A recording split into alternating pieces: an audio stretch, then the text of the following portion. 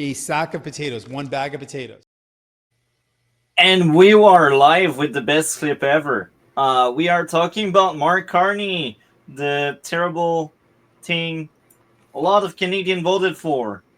And it's hilarious how the guy just says he got a mandate. Everyone voted for him. Right. Like 60% of the people that voted didn't vote for him. Welcome to Canada. Welcome, D Lord. How are you today? Repeat that. Sorry. How are you today, Oh, I D am. Lord? No, I am actually very good. I'm multitasking. This is your usual self.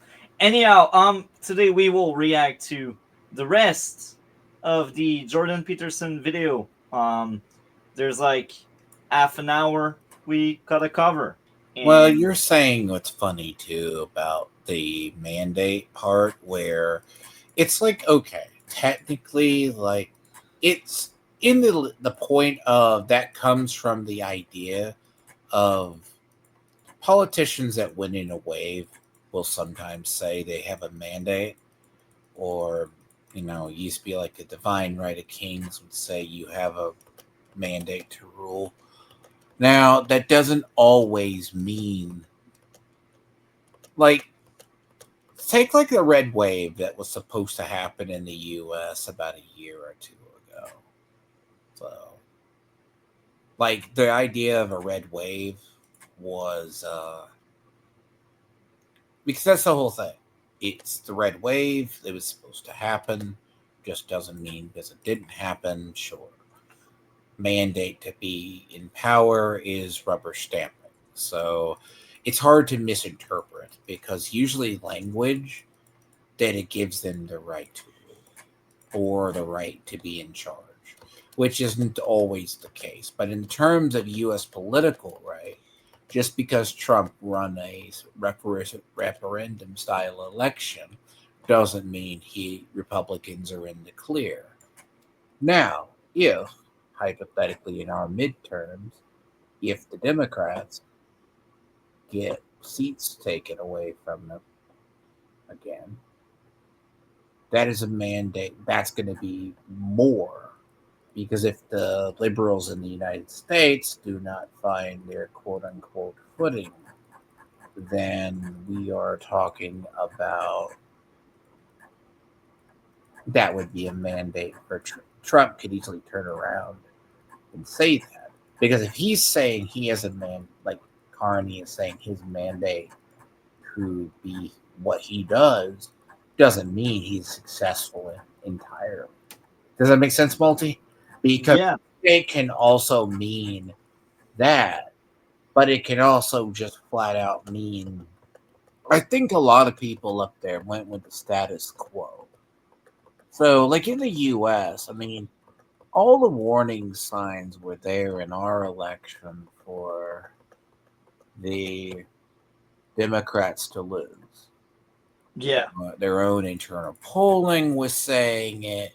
But then again, this is what happens when you double down on the progressive train, not the liberal train as much as the progressive value train. That's going to backfire like a pain, like a big. And even right now, it's going to backfire because Alberta is really angry at the Carney administration because now he has cabinet, and one of the person in that cabinet, the person in charge of environment, hates fuel and oil, and what Alberta has, fuel and oil. So we got a green freak that will just make the Alberta people angrier than ever. And there's already a referendum in talks for them to separate because of the green policies that stop them from having a good economy. Alberta is so pissed, and Saskatchewan is also very pissed. So what's going on?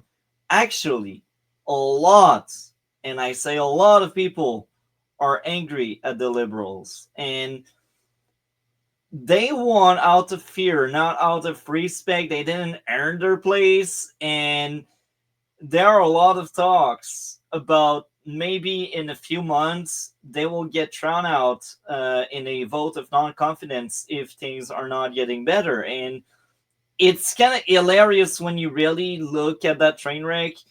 Each time Mark Carney has a goddamn interview with someone, he lies all the time. He dodges, he escapes. He is a shitty politician. It's hilarious. Like sometimes you say, "Oh, politicians they lie all the time," but like sometimes they are good at lying, and Carney just sucks at it. So not only he lies all the time, but you know It he's full of depends crap. on the nature of the lying. Like if they can somehow, I say, get away with it, sure. Like it's kind of like I just had to do something and not make fun of somebody as a low hanging fruit.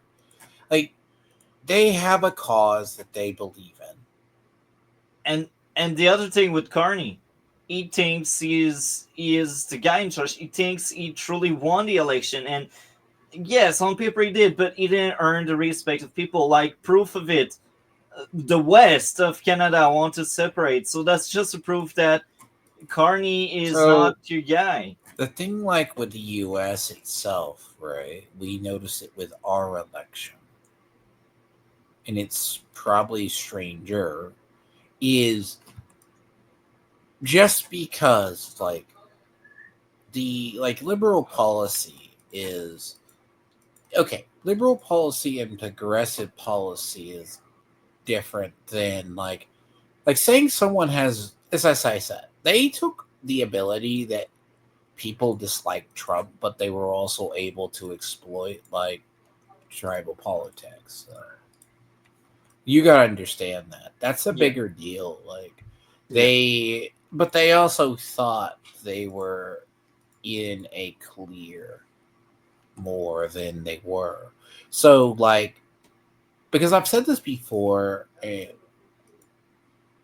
where they basically, you can't say even though conservatives are strong and conservatives can win the culture war, you are still subservient to the majority. Conservatives are still a small section of the majority. There, let's say, progressives deem themselves a majority, or deemed it as their message was so important and so big, they could do what they wanted. This And is and and the other thing, Carney wants dictatorship. Like the votes were done, the election is over, and he try his very best to kind of break one of the rule, which is once the election is over, nobody can change parties. He tried to convince some of the NDP people to cross the floor and join him, so he gets a majority government. And it's so disgusting, and we are kind of lucky that they kind of learn the hard way that if you side too much with the liberals, people will not really vote for you you anymore. have, but you also have partisan stuff. That is a bigger deal. All he's trying to do is consolidate his base so he has less opposition. He doesn't want opposition. That's the Carney way. No, that's what I mean. He doesn't have opposition because the idea is if you get enough unity, you don't have to. In the okay, so let's say the American system, we only have three parties in reality. You have Republicans, Democrats, and the independents, basically libertarians. Very few. Majority have to run within. Basically, Republicans are like a big tent. So I find that is the issue. Yeah, So and there's also that point if you're in a caucus, one of the caucuses, you are pressured into supporting or voting away. What happened to the Democrats, especially, is they kept embracing further liberal positions. So they were forced to take a stronger position. Yeah. And by going further, that meant the progressive people thought they had a bigger rubber stamp than they did.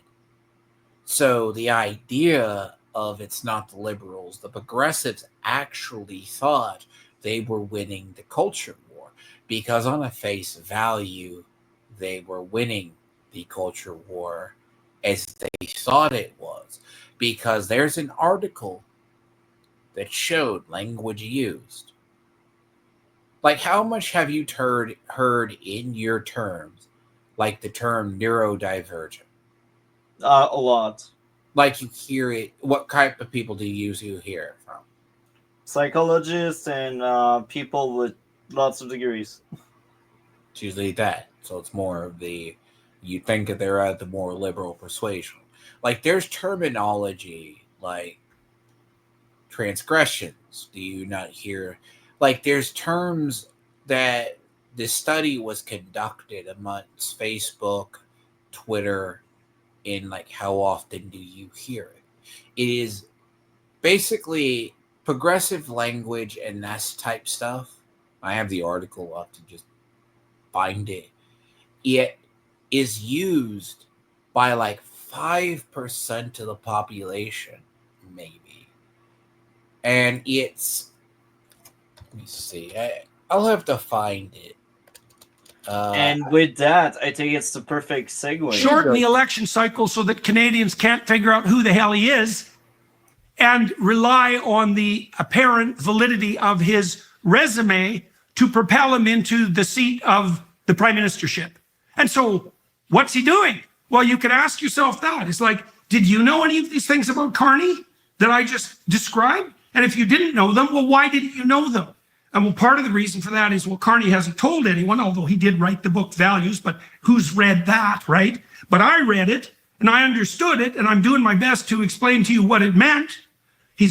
And you know what's funny? He brings his own book, Values. It's hilarious because there was an interview recently from the super biased far left media that he pays, and that interview from that media actually questioned him because that book Values is one of the biggest reasons why Alberta wants to leave. It's because they know his agenda. They know that Carney is a crazy nut job when it comes to environment and that kind of crap zero, net zero.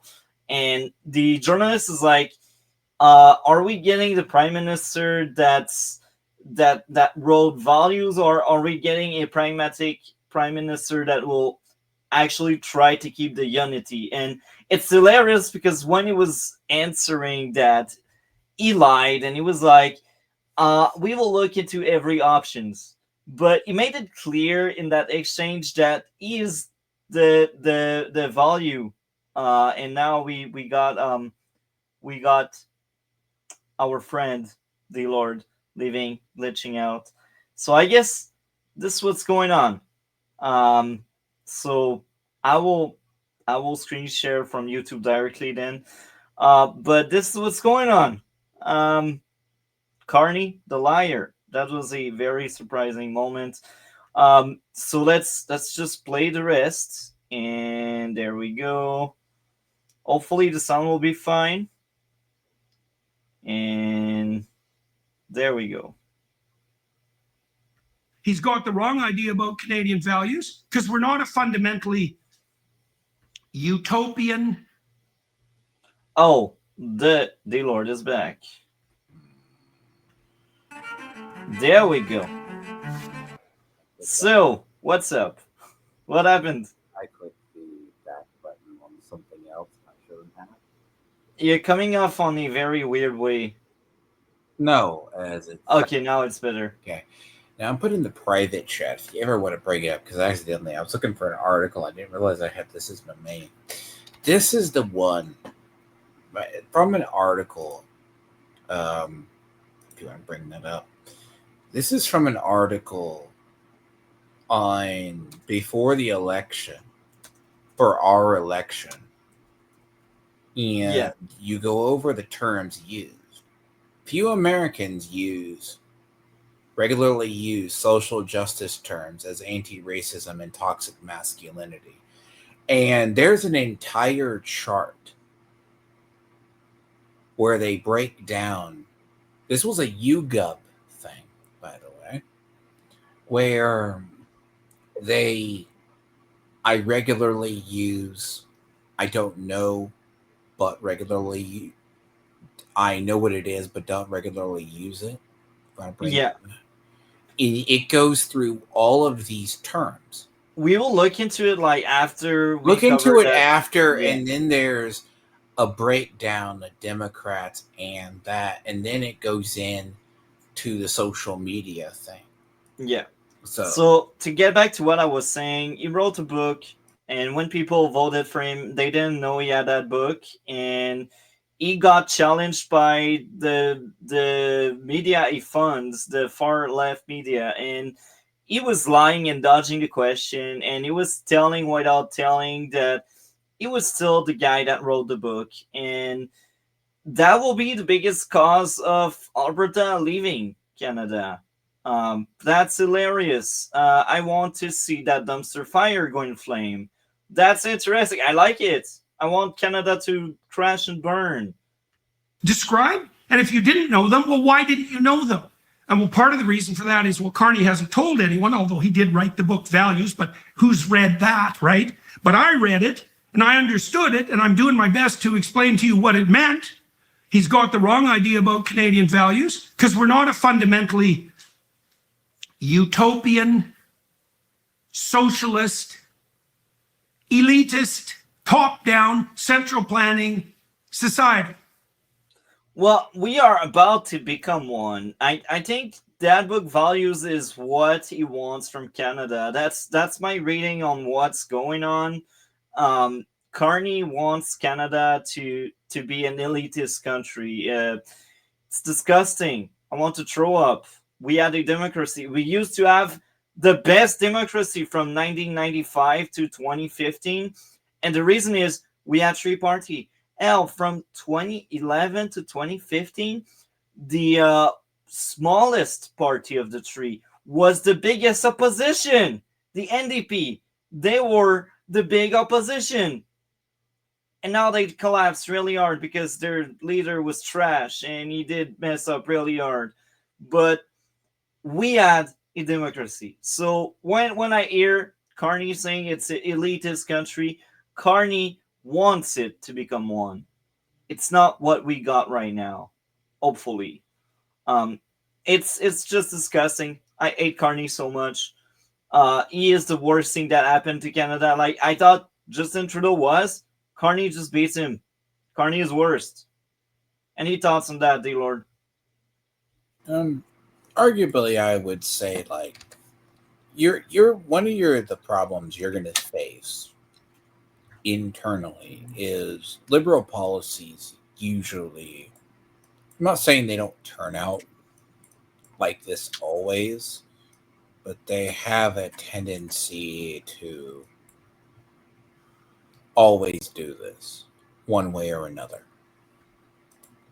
There's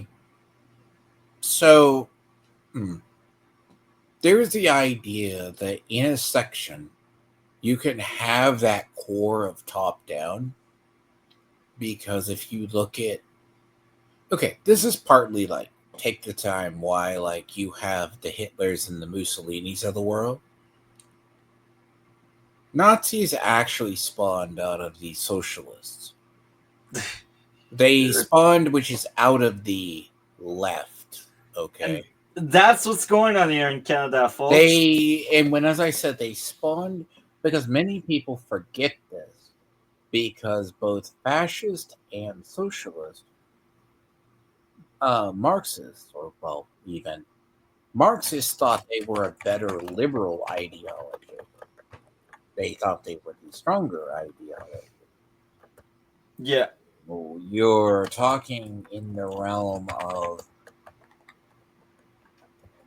take it for history repeats itself. So the idea of a top-down power, like, broker system, are you shocked that the liberals would do that? I'm not. Progressives are very different. very close to the idea of liberals. Like that's a big deal. The thing is with Canadian, I feel like the average Canadian is blindsided by their more progressive nature, and that makes them Are they forget. actually progressive, or they just believe in what progressive value should be? I think it's a bit of both. Um, it's a bit of both, and that's why liberal has such a stronghold, and they control us for so long, even if they can mess up every time, every day, and um, they also get away with it. It's disgusting. I want to throw up. I hate Canada. If Alberta separates, this is where I'm going at. I'm so done with Canada, to be honest. We're a Western democracy. And the principles that Carney outlined as cardinal values of Canadians are not the cardinal values of Canadians. And it's an interesting thing for the bloody liberals to do anyways, because under Trudeau, we heard nothing but the proclamation that Canada had no core set of values and that we were really a post-national state, and that insofar as we had any national identity at all, it was mostly that of genocidal, capitalist, patriarchal oppressors. And so I don't understand at all how the liberals under Carney, who's certainly not an outsider, can be waving the flag of Canadian virtue at this point, while also proclaiming that they've got their finger on what the Canadian core values are, translated into DEI and ESG and net zero, which are radical leftist, globalist, utopian, top-down central planning dogmas that are incredibly expensive and truly ill-advised. Now, Carney, as far as I can tell, would rather that you didn't figure that out. And the reason for that is that he's riding high in the polls because Canadians look at his resume and they think he's qualified. And I can understand that. And it's hilarious because I got a follower on Facebook, and that guy follows me only because he hates conservative and he reacts to so many of my things. And I've seen a common point where he doesn't know much about the politics here overall, and he is a perfect sheep brainwashed freak that works very well in the mold. And let me finish, D-Lord. And the guy is basically telling, oh yeah, he's a banker, therefore he will make the economy great, and why would he get elected if he want to burn Canada to the ground?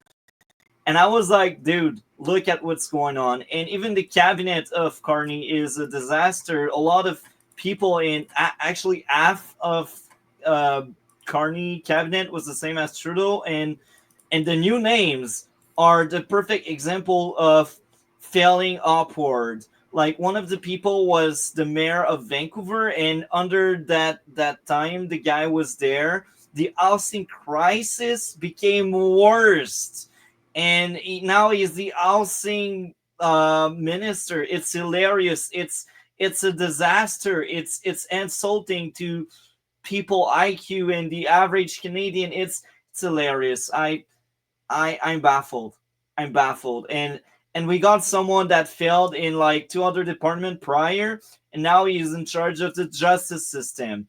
Amazing. Clap clap. Or the same guy that makes Alberta wants to leave is back.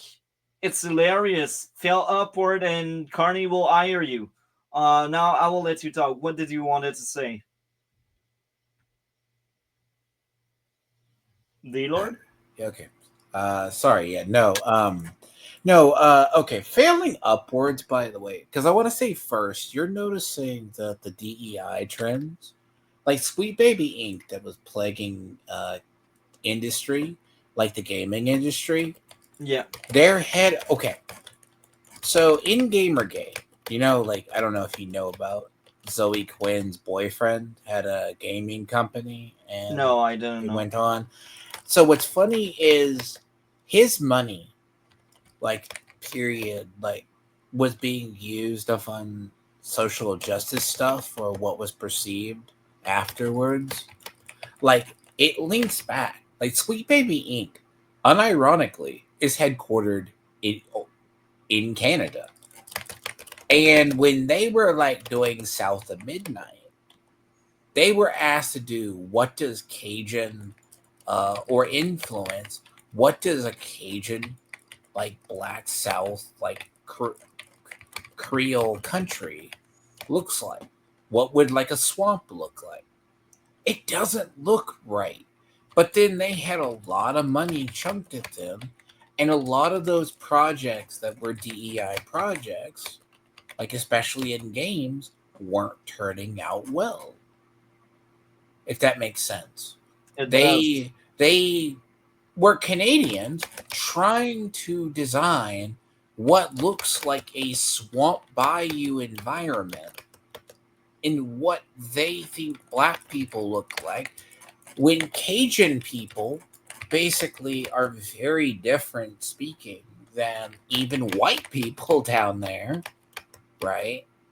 They have like, it's like a weird, it's okay, it sounds like really a mix of hillbilly and French. Like, you can imagine, it doesn't sound good. And it's, you could have easily done it. But Sweet Baby Inc. was headquartered, it still is. A lot of these DEI groups, they're not headquartered in the US. They are headquartered in Canada. Yeah. They're like these consulting groups that have been up there. And then you ask them, like, this I know is coincides with gay. Yeah. That's hilarious. Does that sound funny? Like how all of this interconnects? Yeah, it does. It does. So I guess we will play, and the next few minutes, I think I will timestamp it as who Canada voted for. This is a perfect segue. Because at the surface, his resume is impressive. But the question is, what has all that experience taught him? Well, it's taught him to be elitist to the extreme. It's taught him that him and his cabal of compatriots at the globalist level know better than you dim-witted peasants who are going to have to pay the price for his utopian vision. And it's taught him that, well, the environmental crisis is so terrible, that's the carbon dioxide problem, that it's up to a handful of globalist elites to take the steps necessary to put things right. And it's hilarious. I will also add this. Who Canada voted for is a guy that says he represents Canada, but it's funny because when you look at the cabinet and everyone he picked for his cabinet, most of them are from the east of Canada and Ottawa and Quebec as well. And almost nobody from, actually not almost, nobody from his cabinet is from Western Canada. And Western Canada is Saskatchewan, it's Alberta, the two big provinces that want to leave. So it's hilarious how are they largely like mining and natural gas? That's why. Yeah, and fuel. They like got you have oil and natural gas, which is yeah, they have a lot of fuel and oil. That's why they want to leave. And Saskatchewan is also because they are a lot more leaning toward the conservative in general. Like the laws, the green law don't affect as much Saskatchewan. It's more like their set of belief. And it's hilarious how Mark Carney pretends he represents Canada, but like there's an entire part of Canada that's not part of cabinet. So it's just insulting. It's hilarious at the same time. It's sad. There's so many things to feel as a conservative when you look at Carney. Carney thinks Canada is just Eastern Canada, the part of Canada that voted for him in his crap. This is who Canada voted for. It's insulting. And the people that voted for Carney, without knowing Carney, some of them are stupid. Others, they don't have time, or they don't realize Carney is actually dangerous because he has a resume. In appearance, by the looks of it, he is qualified, right? But in action, every decision he makes are wrong. And I was never that invested into politics. Now I am. And that's why I strongly believe his words in Trudeau, because now I'm so invested in politics. I feel like Canada is collapsing. The investment, the business are running away because it's too complicated to deal with the Canada government. And we will remain broke as long as it's this way. As long as the Liberals are in charge, there's no economy, there's no future. And that's why Donald Trump wanted a Liberal government It's easier to steamroll a weak government than a strong one. If that means that the typical Canadian has to be made poor, well, that's going to happen anyways as the planet boils. And besides that, you peasants are too dim-witted to understand the nature of the, what would you say, existential threat that confronts you. And it's too bad for you that your children are going to be poor, because you need that. We need that to save the planet anyways, as we... And I also add this: the planet will freaking outlive us. So stop with that emergency, that crisis. It will outlive us. We will die before the planet dies. Even if we try really hard to destroy it, the planet was there before us, and it will be there after us. So these green freaks, they are so disconnected from reality. It's annoying, and I'd rather my kids to have a future in terms of like their happiness and them making some money and them having a roof and them choosing their own path than them being a all green utopia where they are broke and they don't find happiness because they're broke. Because let's be honest, human in nature, we are materialistic. Otherwise, we wouldn't have monetary system like we do. The fundamental of human being is security, and money for centuries has been a form of security. So these climate freaks, they must hide under a rock. I don't care, I don't know, but I'm so fed up with these narratives. I'm fed up with it. Jet off to Davos in our private aircraft and conspire to save the world. And so let's talk about Davos, because that's the WEF people, the World Economic Forum. And so I'll tell you a little story about them and how much they care about what you bloody peasants think. So a couple of years ago, I formulated this Alliance for Responsible Citizenship with a handful of people in the UK and a stellar group of advisors, and it's spread itself out now internationally with some real effect. And we had about 4,500 people come to the UK a month ago, and that went very nicely. And you might say, well, how do we know that you people aren't just another bunch of globalist utopians and it's another conspiratorial cabal and to hell with the little guy? And here's what I would say to that. You know, we made every single thing our speaker said public. It's all on the Alliance for Responsible Citizenship website. And so you can see exactly what we're up to because we've been radically transparent. And then you might say, well, what's the consequence of that? And here's the consequence. At our first conference, we had a arena event that attracted 12,000 people, where some of the primary people from the Alliance for Responsible Citizenship spoke directly to the public.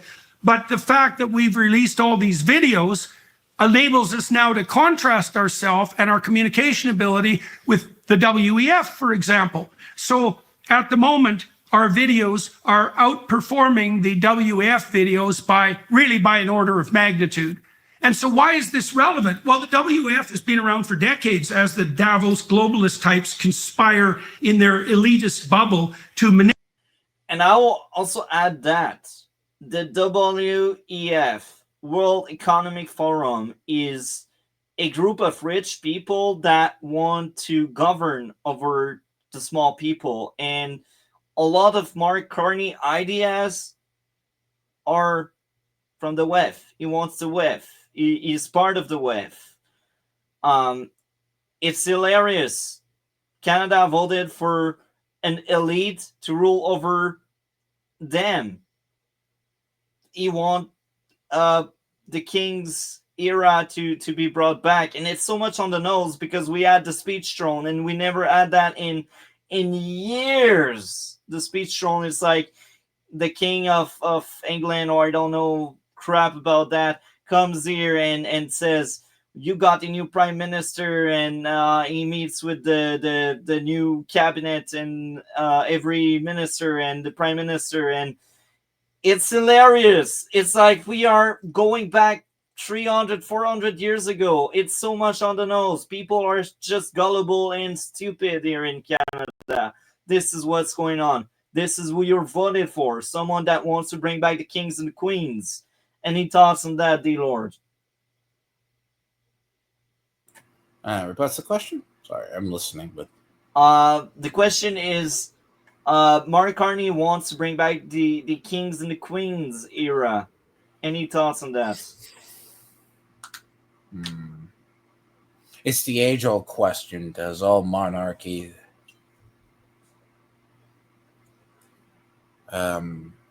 it does the end goal? Does all democracies flow back to monarchies?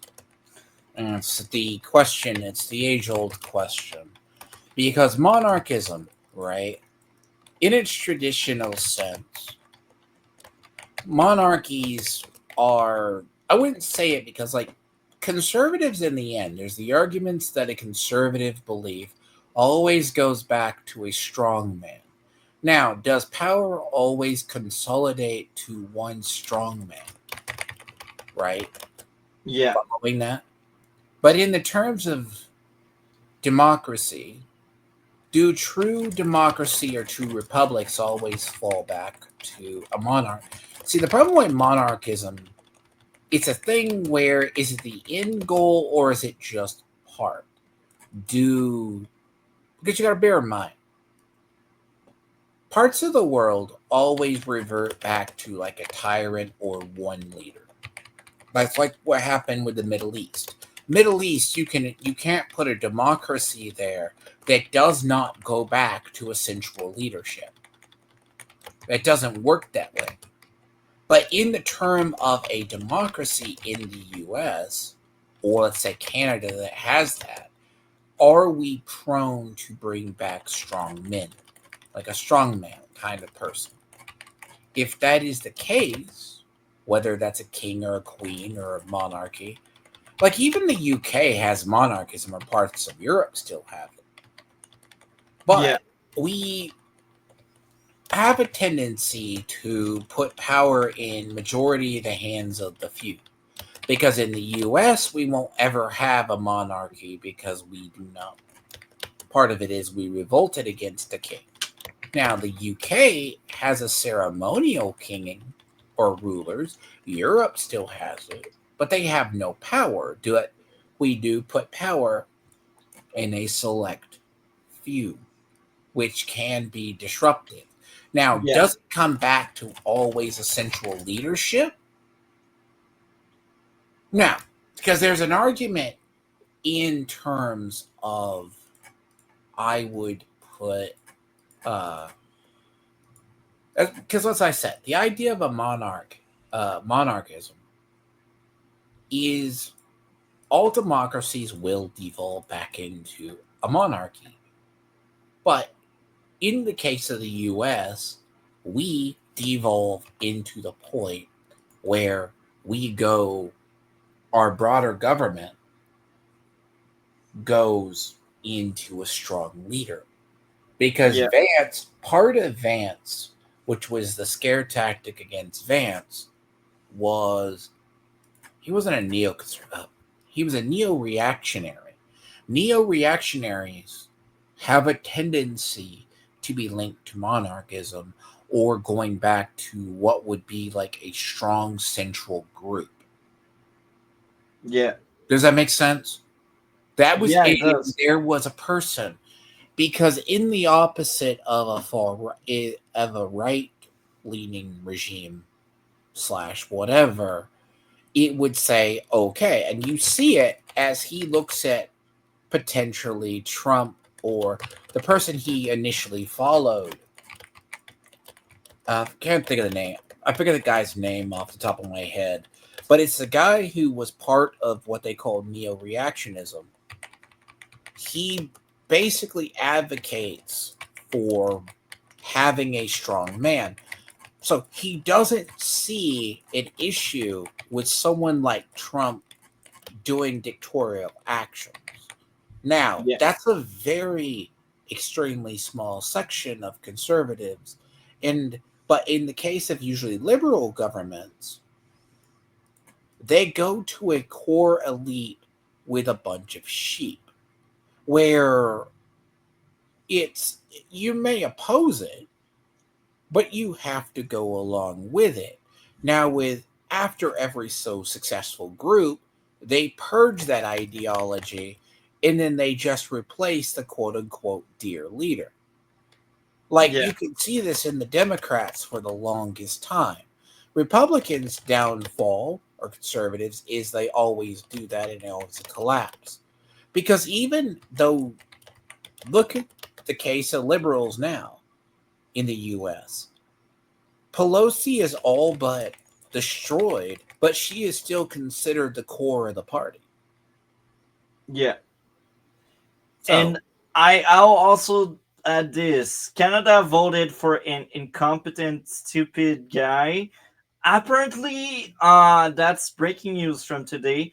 There's no budget for this year, and it's a big red flag. It's enough to tell you they will keep the same spending as the previous years. so does And your no, budget... let me okay. finish. Let me finish, D Lord. They will keep the same spending as the previous years. And now they want to go on vacation for the summer before talking about making new budget. So this is what we are getting right now with the Liberals. This is who the Canada voted for. And I will say this.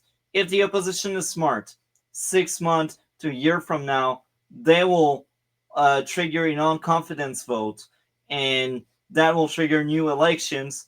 Because budget is one of the most important thing a new government should place and push forward, because that's proof that they have a plan, they want to do something, they want to change things, or they want to keep the status quo. And again, it's a crisis, so money speaks should be the top priority of the Canadian government, but not under the freaking Carney. Under Carney, it's the guy will do whatever he wants, and there's no parliament, and yeah, this is what's going on. This is who the Canada voted for, a future dictator. So I will let you talk now because you seem. I'm sorry. No. The idea of having a budget, right? Because the U.S. largely has kept. We're not afloat. I've said this before. We vote on a continuing resolution every single time, where it's not as much as the printing money, which was key, as much as we can honor the stuff, but we don't really cut spending.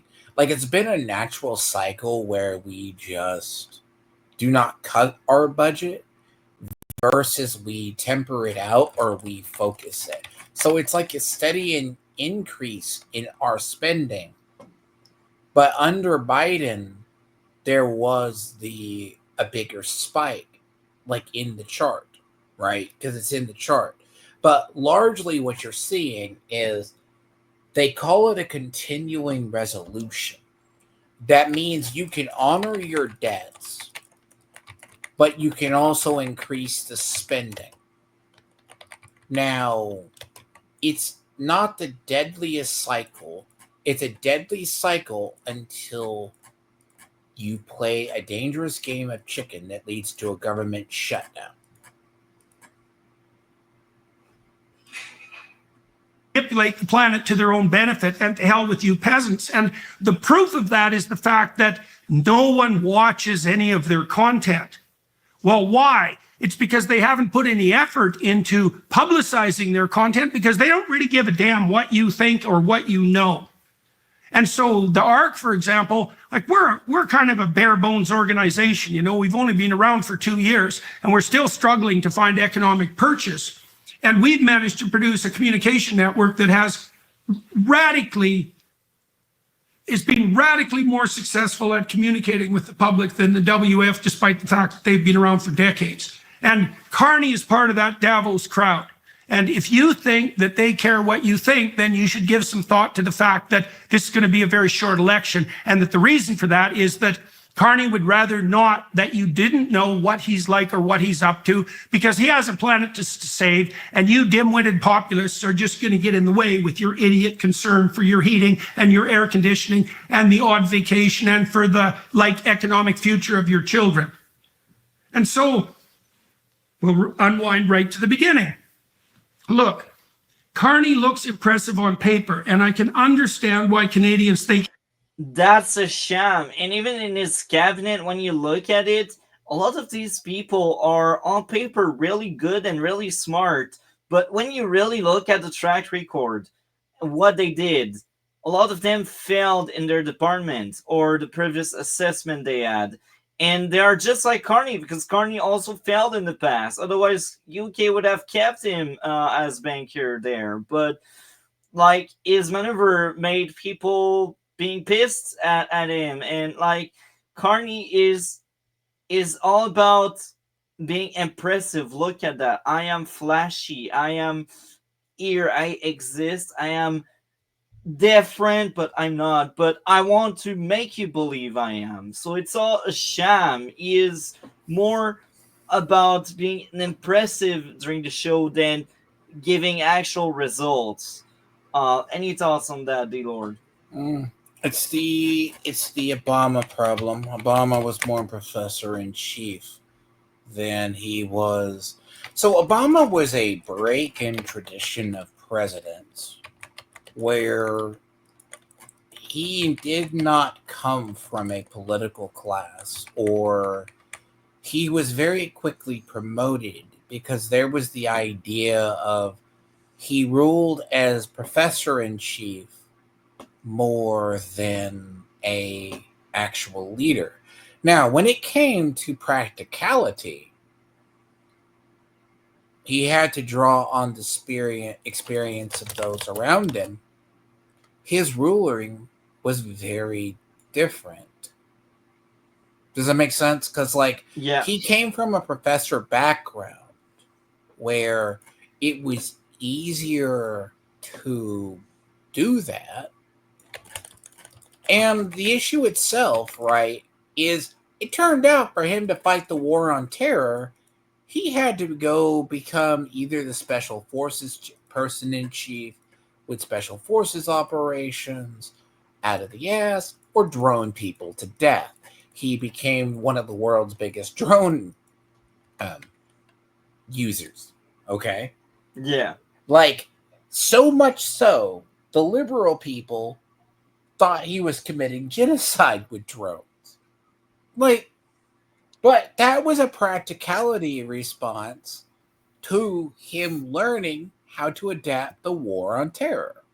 We get it. That's good, D Lord. Welcome to the show, Miss Sparkle. So we are bashing the new Prime Minister of Canada because he sucks, he is a liar, and who is Mark Carney? An elitist that believes in monarchy and in kings and queens over elected people. This is what we are getting. Oh, he does? I didn't know that. I remember who he was. His behaviors and what he does and what he says, and even his book values highlight the fact that some elite should rule over the peasant and the small people.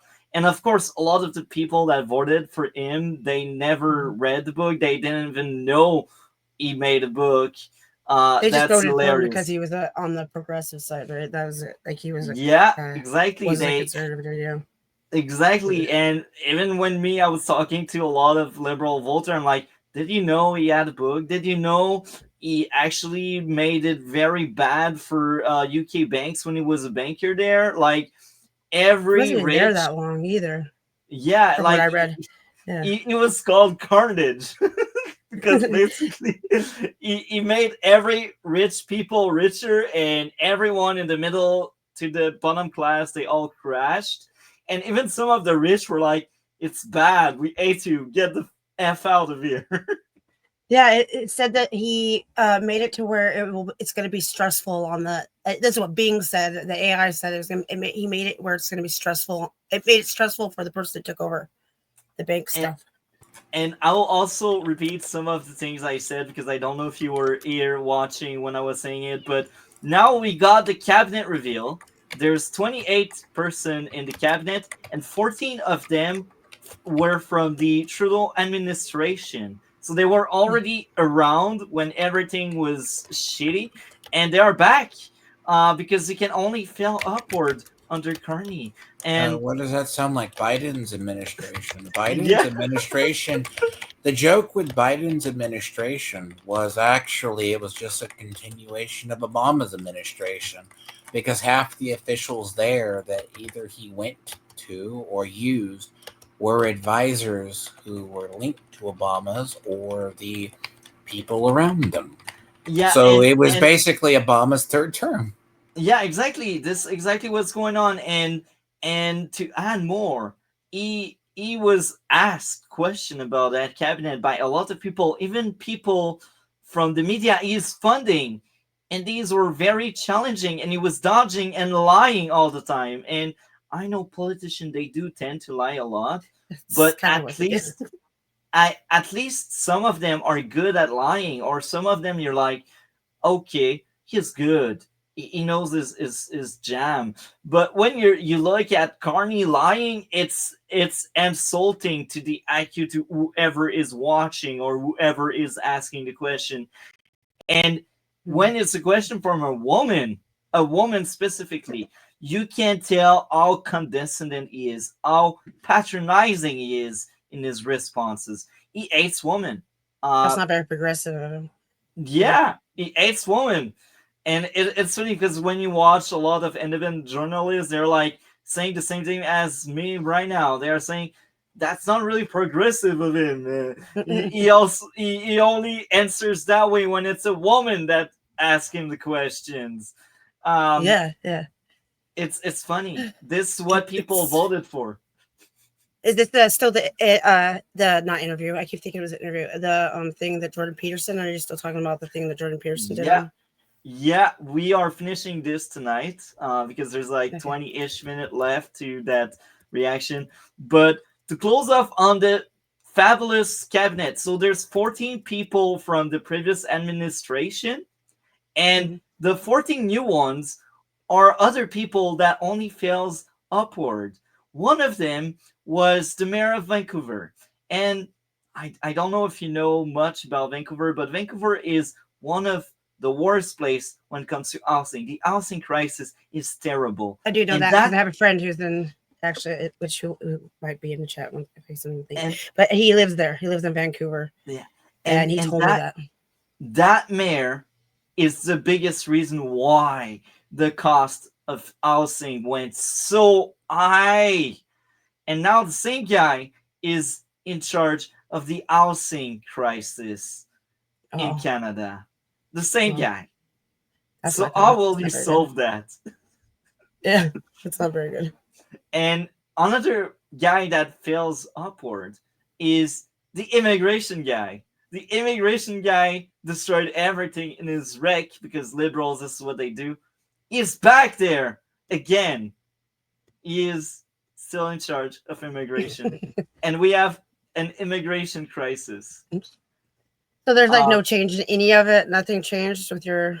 Yeah, some of it changed for the worst. Sounds like it. And what was bad is still bad. This is what a lot of Canada voted for.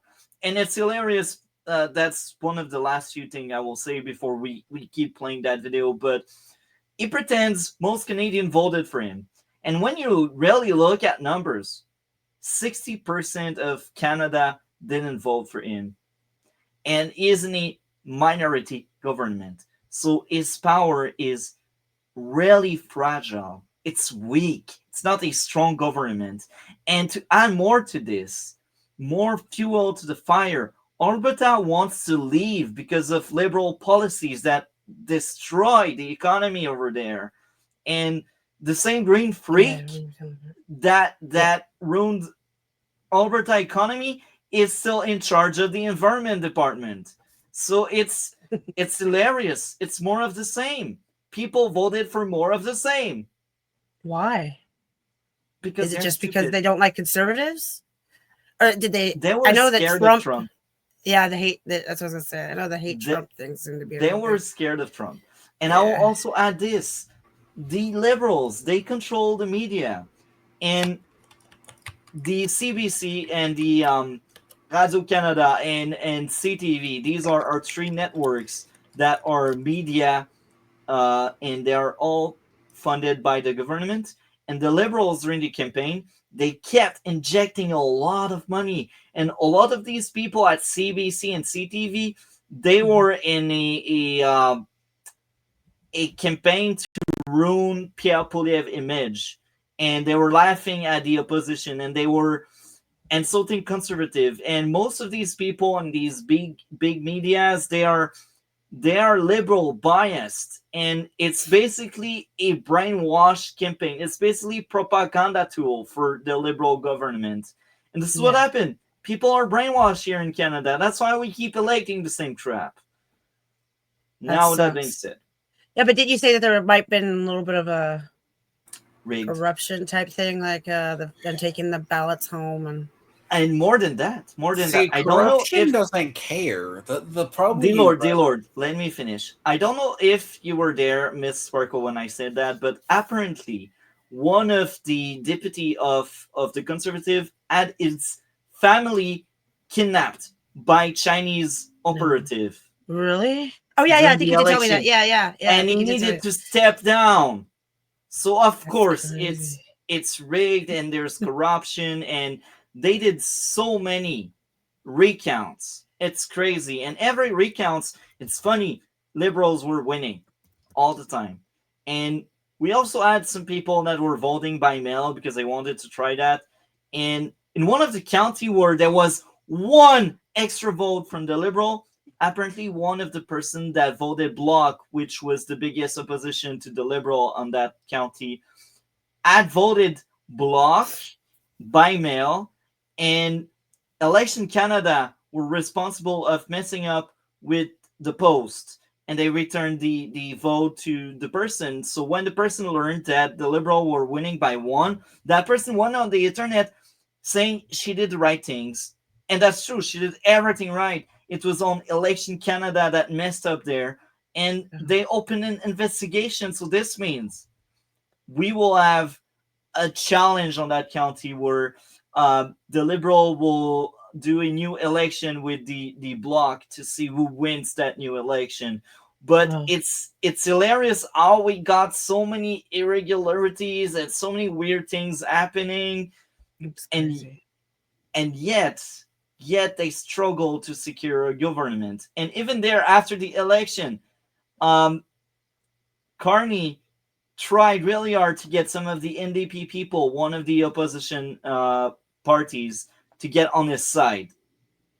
And they all said no because they want to dissociate from the Liberals, because the previous leader of the NDP was hardcore liberal, and it was very hard for the people that were voting to say this is how different NDP was from the Liberals, because in fact a lot of the decision the NDP did was because of the Liberals, because they wanted to show Liberals a lot of support. So a lot of people that were voting for NDP, they were like, why should I vote for you if the Liberals do the same thing as you? And it's tragic, because I said it to D-Lord, from 1995 to 2015, just before Trudeau, I think that was the golden era of the Canada democracy, because we had so many different good prime minister and parties and all, and that was the golden era, because the NDP from 2011 to 2015 was the opposition. So this meant they had more influence and impact than the Liberals, and they're the smallest party. So again, their downfall was terrible in the last 10 years. It was a bloodbath. They went from 100 seats in 2015 to 7 seats. 10 years. They lost their entire party. And now they want to dissociate from the Liberals for very good reason, because that's the only way they will rebuild, because they used to be like Liberals 15 years ago. Liberals were more like in the center, and Conservative were always more in the right, but Liberals were more in the center, and Trudeau brought it really far left. And NDP used to be far left, but they also had some of the center policies, but they also had a lot of far left. So what happened is, after 2015, we had 2 far left parties. and the Conservatives were more coming in the center to try to compete. But this is what happened, and now we got a very nice chat. Canada has a problem with both China and India trying to F with internal stuff. That's true, but that's true. Just bring back McClear. So McClear was the leader of the NDP from 2011 to 2015. Before 2011, that was Jack Layton. Jack Layton was known to be one of the best the NDP had. So now we will play. Okay, well, I watched a video from the Daily Caller with about Trudeau, how what he ran his like platform on, and then how he totally like changed it after he became Trudeau was good at looking good. That's why he was elected. But in reality, Trudeau ran to the ground the country. Like, if we got a shitty economy, that's because of his administration. It's a nightmare for business and people to invest. They don't want to touch Canada because it's a nightmare. There's so much bureaucracy, red tape, everything. They make it so hard. And even among us, among the province, it was really hard because the Liberal made barrier everywhere so they can tax as much as they can the trades within Canada. And one of the idea of the Conservative was to break down every barrier, so people that trade between province, they trade better than they would trade outside of Canada. And that was one of the idea Conservative were bringing. And it's hilarious because since the Liberal took over, they actually stole that idea from the Conservative because they never platformed that prior. They just have seen, oh, you know what? That was a good idea the Conservative had. So we will just steal. Yeah, people liked it. Yeah, people liked it. And this is a lot of things they are doing right now, the Liberals. The Liberals are just stealer. It's disgusting. So now we will play the video because we've been talking for like 30 minutes. So let's play more of it. He's the man for the moment because he was vetted, for example, by the Brits who put him in charge of the Bank of England. But I can also tell you what happened when he was in charge of the Bank of England. And I know this because I know people who were affected, and I mean rich people who were affected by his decisions as head of the Bank of England. So the policies that Carney put forward as the head of the Bank of England produced an asset boom. And what that means is that stock prices went upward radically. And what that meant was that the people who have a tremendous amount of money got a lot more money as a consequence of Carney's maneuvering. And that, I would say, shows you that's a good case example of exactly who he prioritizes, despite his protestations, when push comes to shove. And so the people that I've been talking to, and these are very wealthy people and they're very well connected, although they have a conscience, as it turns out, we're not very happy that the quantitative easing principles that Carney put. Do you want to add something there? Yeah, so, okay, what I was going to say, and I forgot, like, the one. So, there are so you remember how I said long ago, the politicians are funded by money? Like, you need to be rich to do it? So, like, what also showed signs of why liberals imploded in the U.S. was largely because the big donors stopped donating. Because during Biden's run for the presidency, money was down being donated to him prior to, Trump's assassination attempt in June. Yeah. You could see his donations the donations to Democrats were still high, right? Yeah. But they were not, the foundation of it was not good. Like, and there was an article where when we found out who the leading donors of the Democrats were, they're like not foreign investors as much as it's like, what is that thing? It's like a black guy. He's the head of Vanity Fair or something like that. It's like very rich people who did put their money behind like him. Yeah. And that's the thing in Canada. Like, a lot of these systems do not run on, I think arguably I would say, without a lot of funding. But then what's interesting is the funding will eventually dry up, Yeah. so to speak. Because if the funds start drying up, I mean, advertising, at least by US election standards, take a lot of money. They're not cheap to buy airtime. They're not cheap.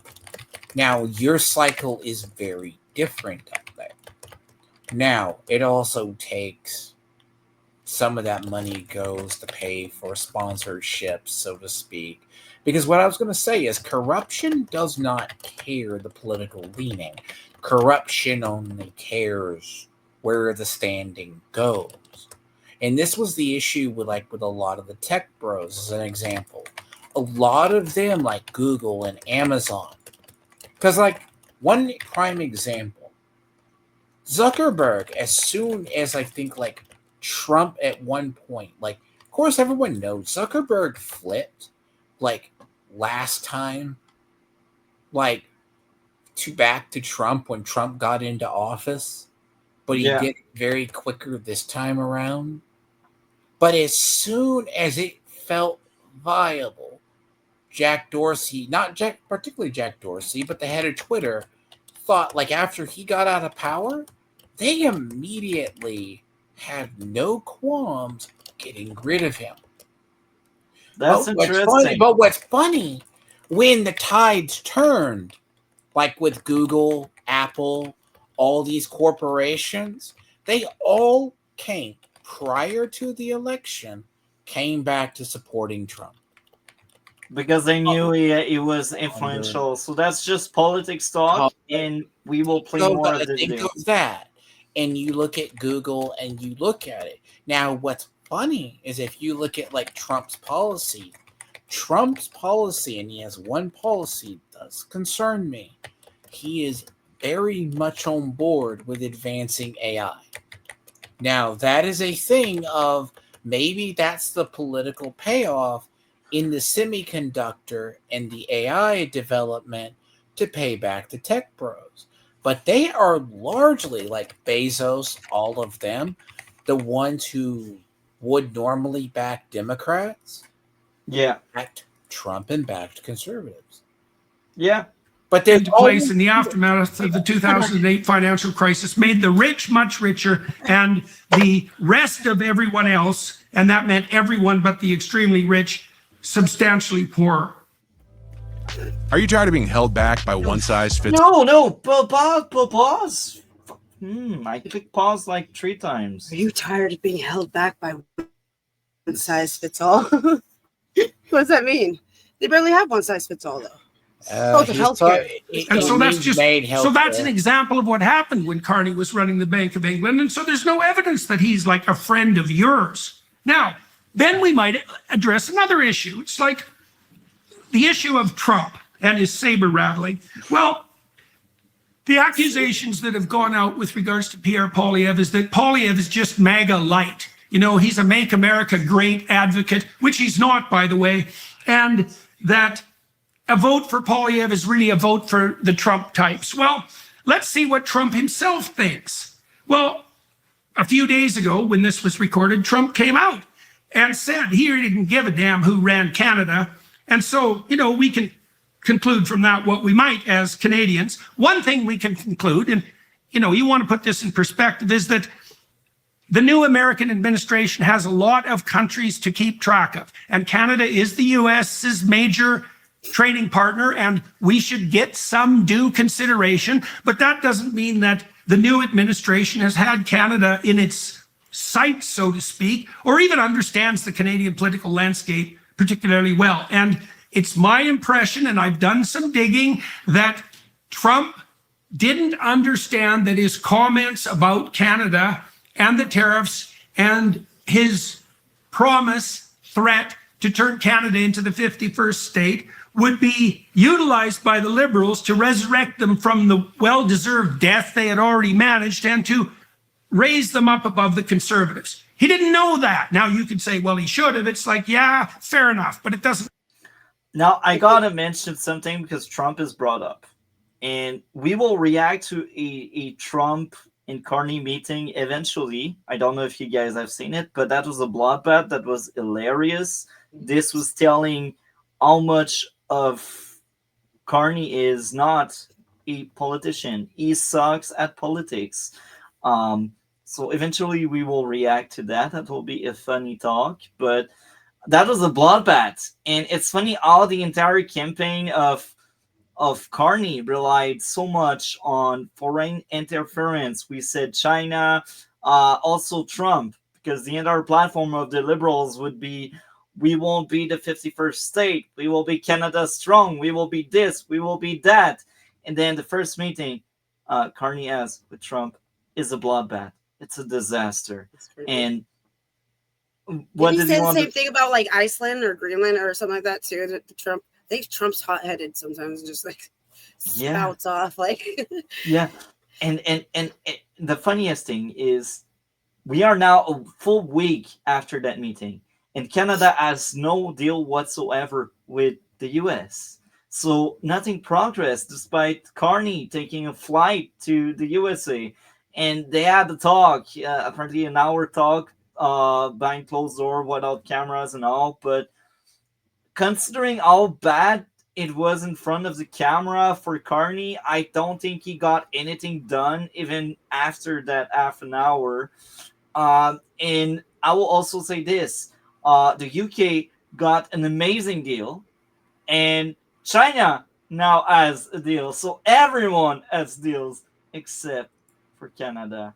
So the thing about you have to Yeah. understand, right, is like, okay, so there was an accusation but not by the U.S. So Trump, the way Trump was doing with the tariffs and threatening tariffs, right, all of that, with the election of your election coming up, your liberals spun it very much in the case that, oh, your conservatives are going to be MAGA-like. And you say that, that you was an say that issue it's, where that backlash on your stuff, and it didn't show. Now, I saw something recently. It looked like as well as the basically Canadian conservatives are being left out to dry. Think of it as like during the Obama years, right? 30th anniversary of the mullahs coming to power was coming to pass. The Green Party, which was the active opposition in Iran, was pleading with the U.S. to actively for support. And then, basically, at the last minute, Obama decides to back the who was a long-running president of Iran, the one guy who was a former student, that he chose to back him and bury the Green Party, which would have led to revolution or turning over potentially of Iran. Now, in your case, with Canada, we didn't show support to the neighbors, but like your party did their best to say it because Trump maybe had that effect of either not backing your conservatives or they spun it that he was going to be MAGA light. But everyone knows, and that MAGA light comment is very accurate, and I will also say that the mainstream media, the legacy media, CBC, CTV, all of these comeback that are paid by the government, they were paid by the liberals to just spread misinformation and to spread fear. If you vote conservative, you vote for a mini Trump. And it's kind of hilarious because at no point Pierre Poilievre was saying he would be on board with Trump, and at no point Pierre Poilievre was like, You know what? We will Yes, do the we exact are. same as the US. You mean So we're getting so what's going on is they lied. Everyone lied for the liberals to win. That's disgusting. I want to throw up. Burn to the ground CBC and CTV. They don't belong. They are biased. They spread so lies. it's not the bias as much as it's the perception, because okay, there was this idea, the Trump effect globally. Like you saw, like in Argentina or South America, the guy they called like a mini Trump guy. He looked like Trump, or he started governing. You started seeing in Europe a lot of conservative. You started to see a lot of conservative parties winning in overturning the far left liberals. You started seeing that. So the way they tried to combat it, especially in the terms of the US, but it didn't work here. They tried it in Europe. It was successful in some places, but not successful in most. Was to say, oh, just because someone agrees with Trump, they're going to be like that. And it's funny because they say, oh, US is becoming a communist or whatever. They are not a democracy anymore. But Canada is closer to become a communist country than any other country because we are losing our freedom of speech. We are losing freedoms in general, and we are more reliant on freaking government because this is what the liberal platform is. This is what they want, and Now, they expand the social platforms usually at the cost. In stage liberalism is always a form of tyranny led by a top down government. yeah, That is always the end point. So, the end point for it is what you're seeing is like, I think it's when they said, like, initially, with like the trucker stuff. Like, I initially recognized where, like in the US, you see Trump tries things, but the courts block him.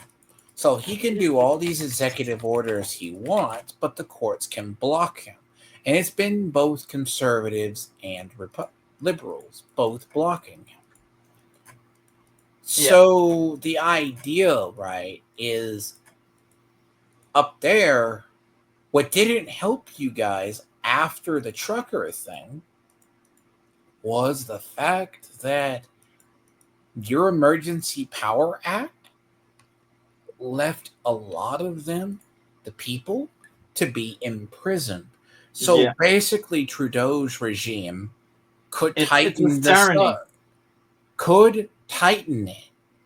But you also have, at the point, long enough, conservatives to fight terrorists will consign over rights. Yeah, Because that was like one of the issues inherently with, as I say, the Patriot Act. It opened up, it said, oh, we can stop terrorist attacks, but it also came with government monitoring.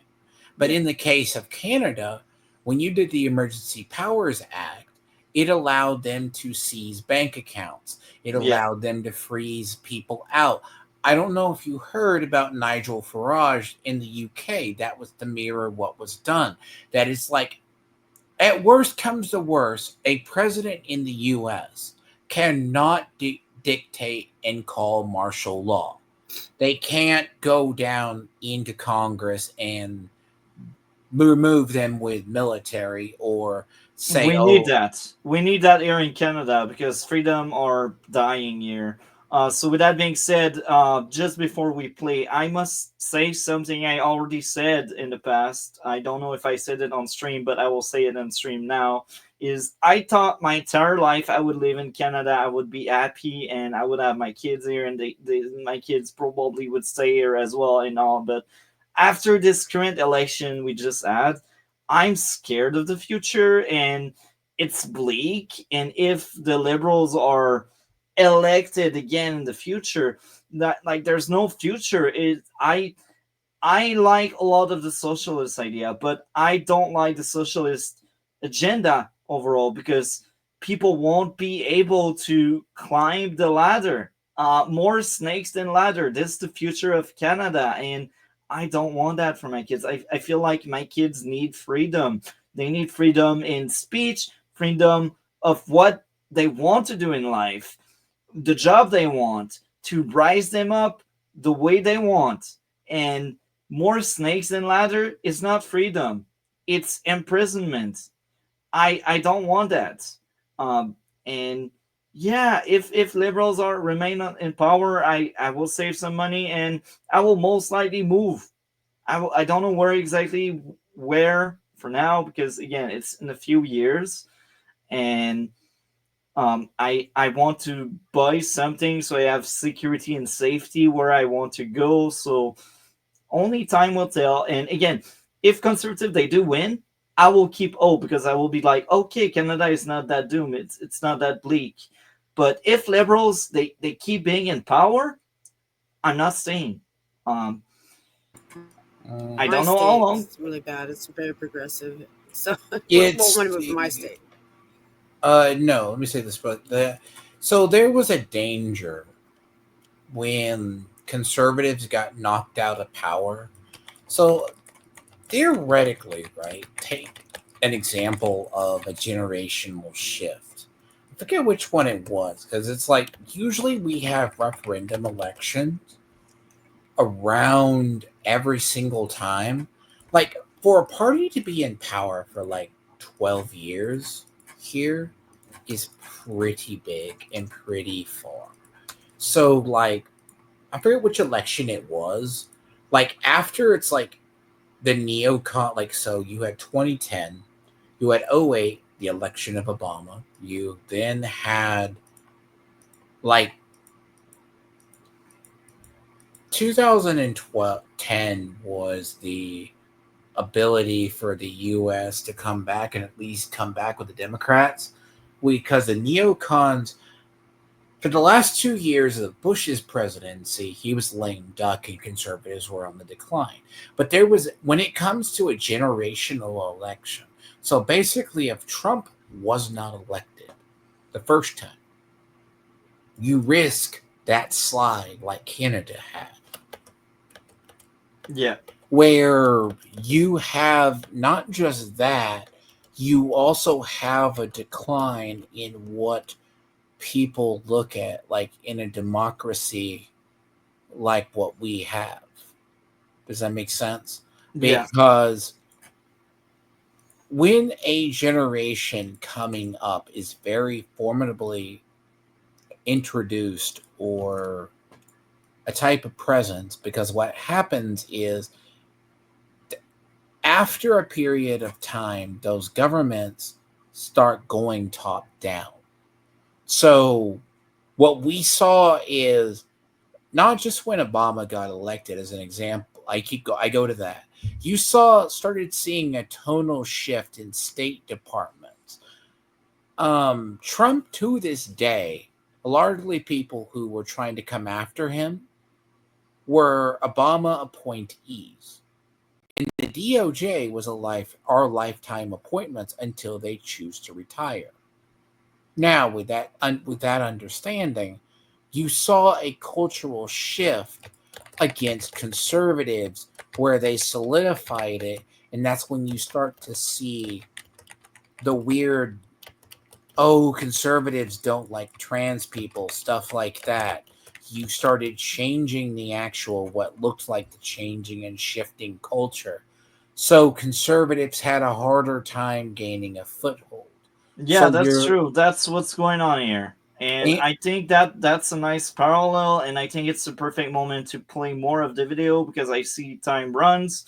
I will just ask before we play, Miss Sparkle, do you want to add anything else before we play? No? Okay. Matter because he didn't. And so I don't know if he would have cared if he did know, but he didn't know.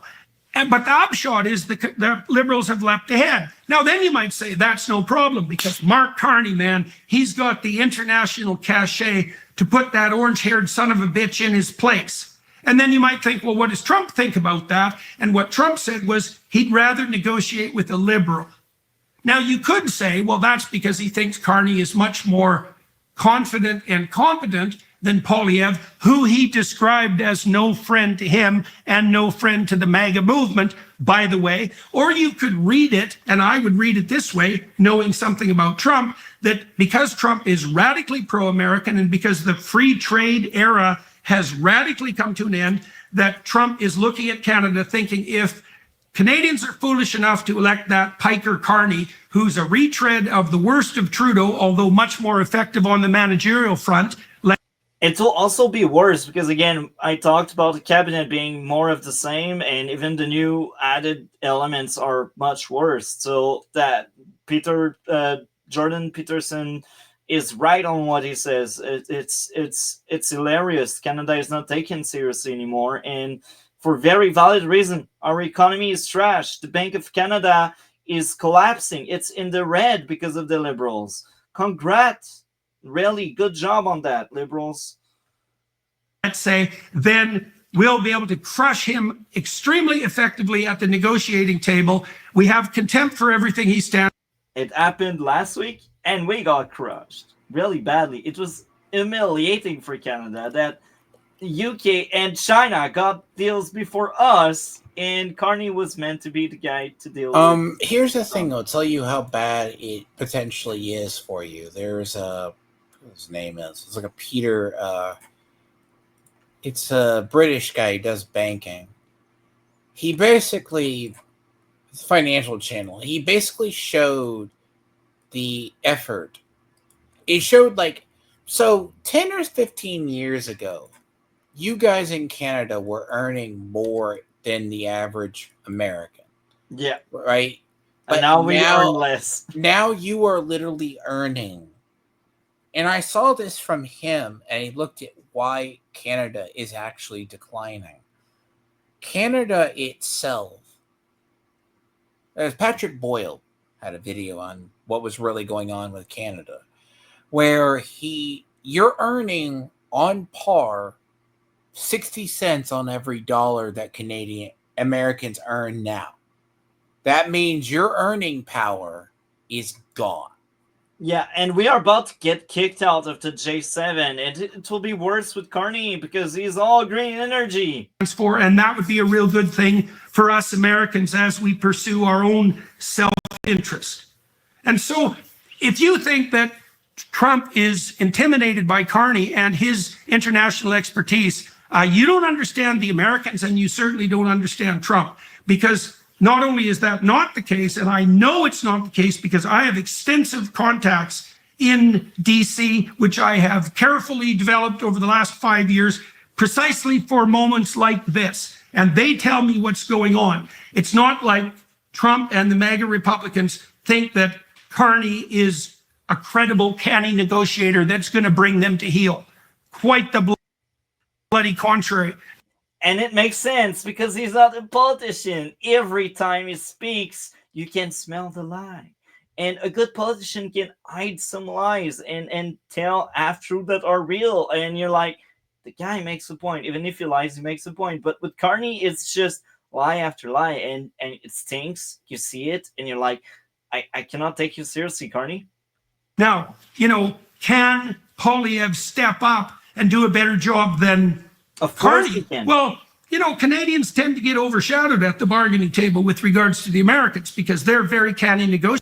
And another argument in Pierre Poilievre's advantage is he was the opposition leader. Like, even if he wasn't always the boss, the chief of the opposition, or what I should say is, even if he wasn't, for example, the candidate that was running, he had a lot of role in the opposition where he would talk a lot more than the others. So he would be the one that's in the front line fighting off the Liberals for years. And even under Harper, he was talking more than Harper in the Chamber of Commons. So he is a lot more a politician than Carney.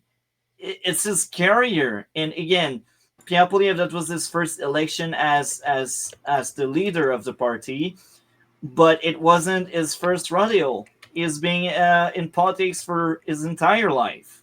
So yeah, I uh, mean, how more complicit qualified. is your like the problem? It helps to see sort of brings up the point of usually liberalism or stuff. It's like socialism removes the ability for upward momentum. Usually, like let's say yes, you guys are trying to get kicked out of the J7, right?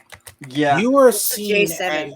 as that's some of the richest country. I think in the world.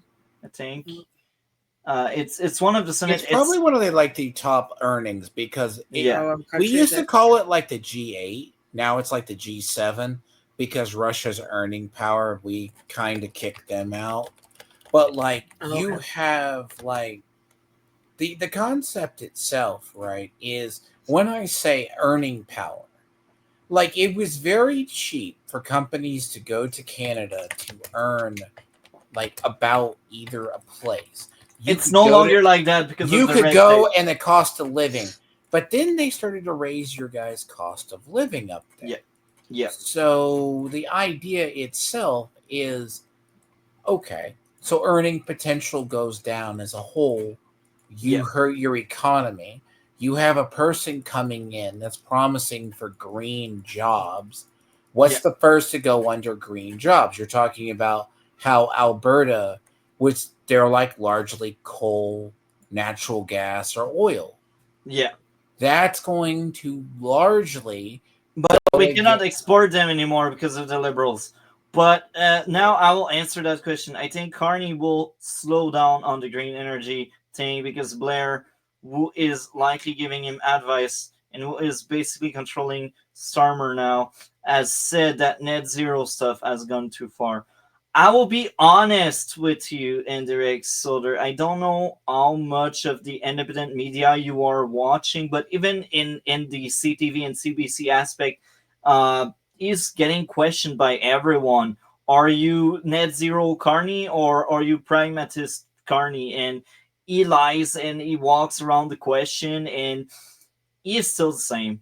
And to add more is environment ministry, the guy that's in charge of environment is the same guy as Trudeau. So I wish that was what's going on. I wish you were right with that comment, but every action taken, everything I have seen tells me he is still that net zero guy, and it's the values uh, book writer that we are dealing with.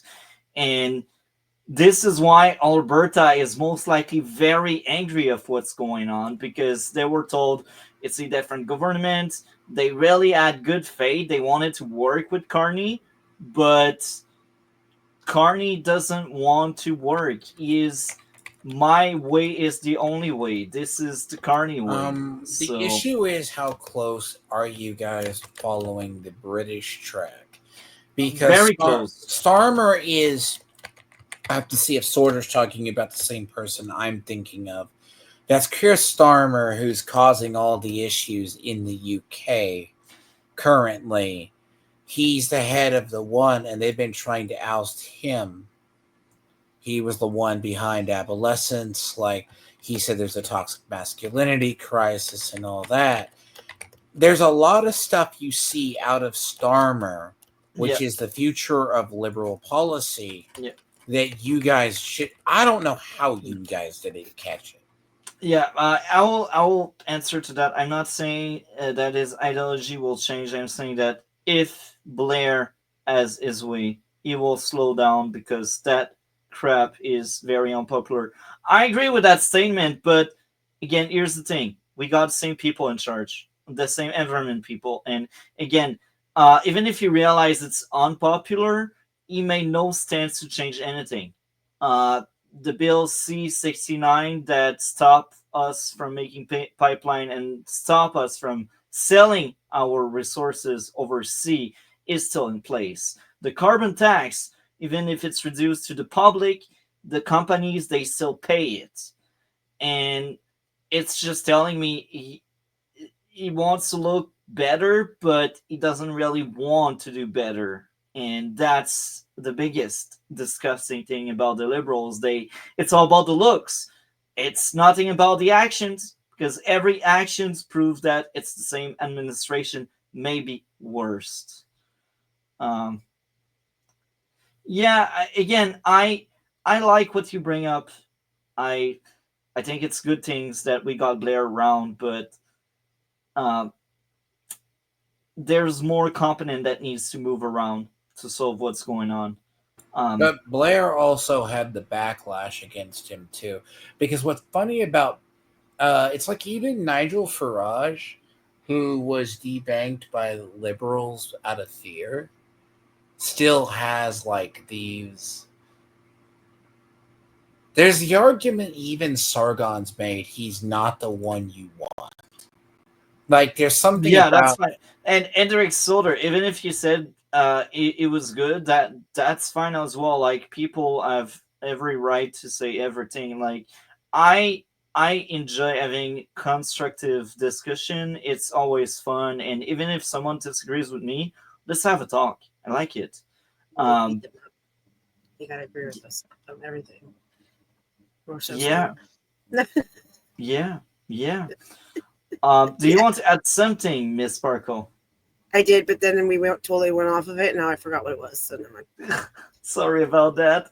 No, you're fine. Um, so let's play more of that, because I see time flies. Negotiators, and we have a lot to learn in that regard. But what we could do, and perhaps would do, with a conservative government, if they got their act together, is foster Canadian independence from the United States in a very real way, remove borders to interprovincial trade, crisscross the country with pipelines.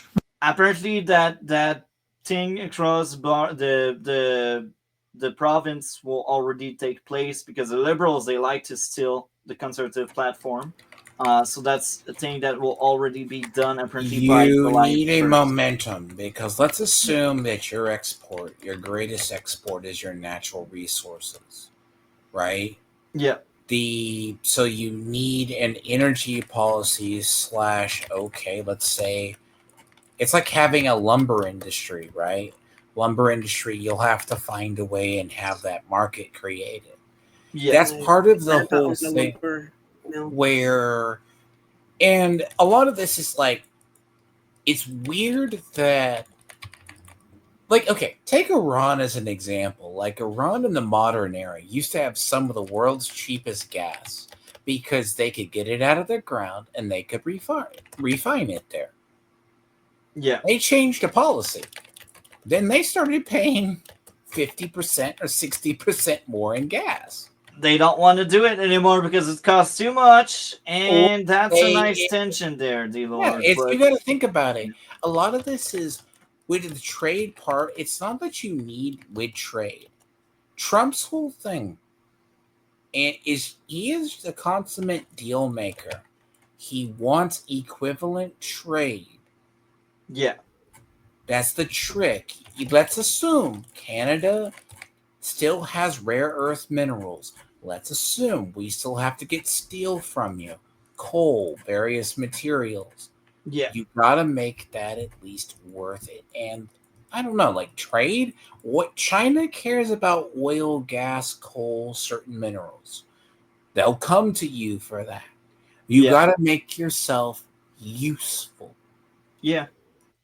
So let's play more of that. Radically improve our fossil fuel based economy, move our refining capacity back into Canada, develop something approximating a real industrial policy, and maybe on something approximating a wartime footing, given the magnitude of the threat from the Americans, deal more effectively with the Germans and the Japanese, for example, who've already indicated their inexhaustible thirst for Canadian resources, make ourselves into the industrial powerhouse that Canada could most clearly be, indicate our willingness to contribute to military defense in the manner that Not under the Liberals, because the Liberals, for many, many years, they were not into military. Only the Conservative had a military plan. And with that being said, I voted Pierre Poilievre. I will always vote for him as long as I remain in Canada. But again, I plan on maybe living eventually. But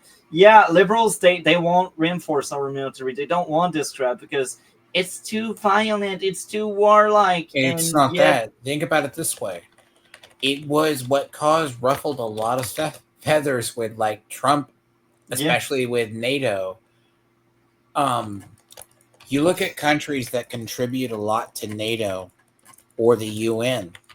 UN, as well as NATO, also has a requirements for the military budgets, and they weren't meeting that.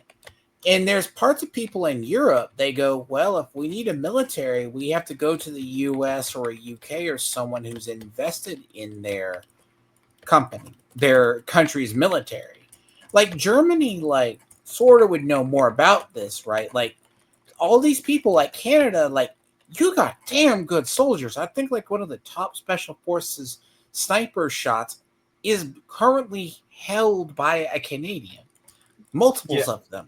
Now it's not like you guys don't have the potential, but liberals they don't want you're it. like an IDF or like a force of there's a whole thing. If you don't spend enough on defense, they take it and they put it towards social while not doing it. That's really their justification. It's not that they hate the military industrial complex.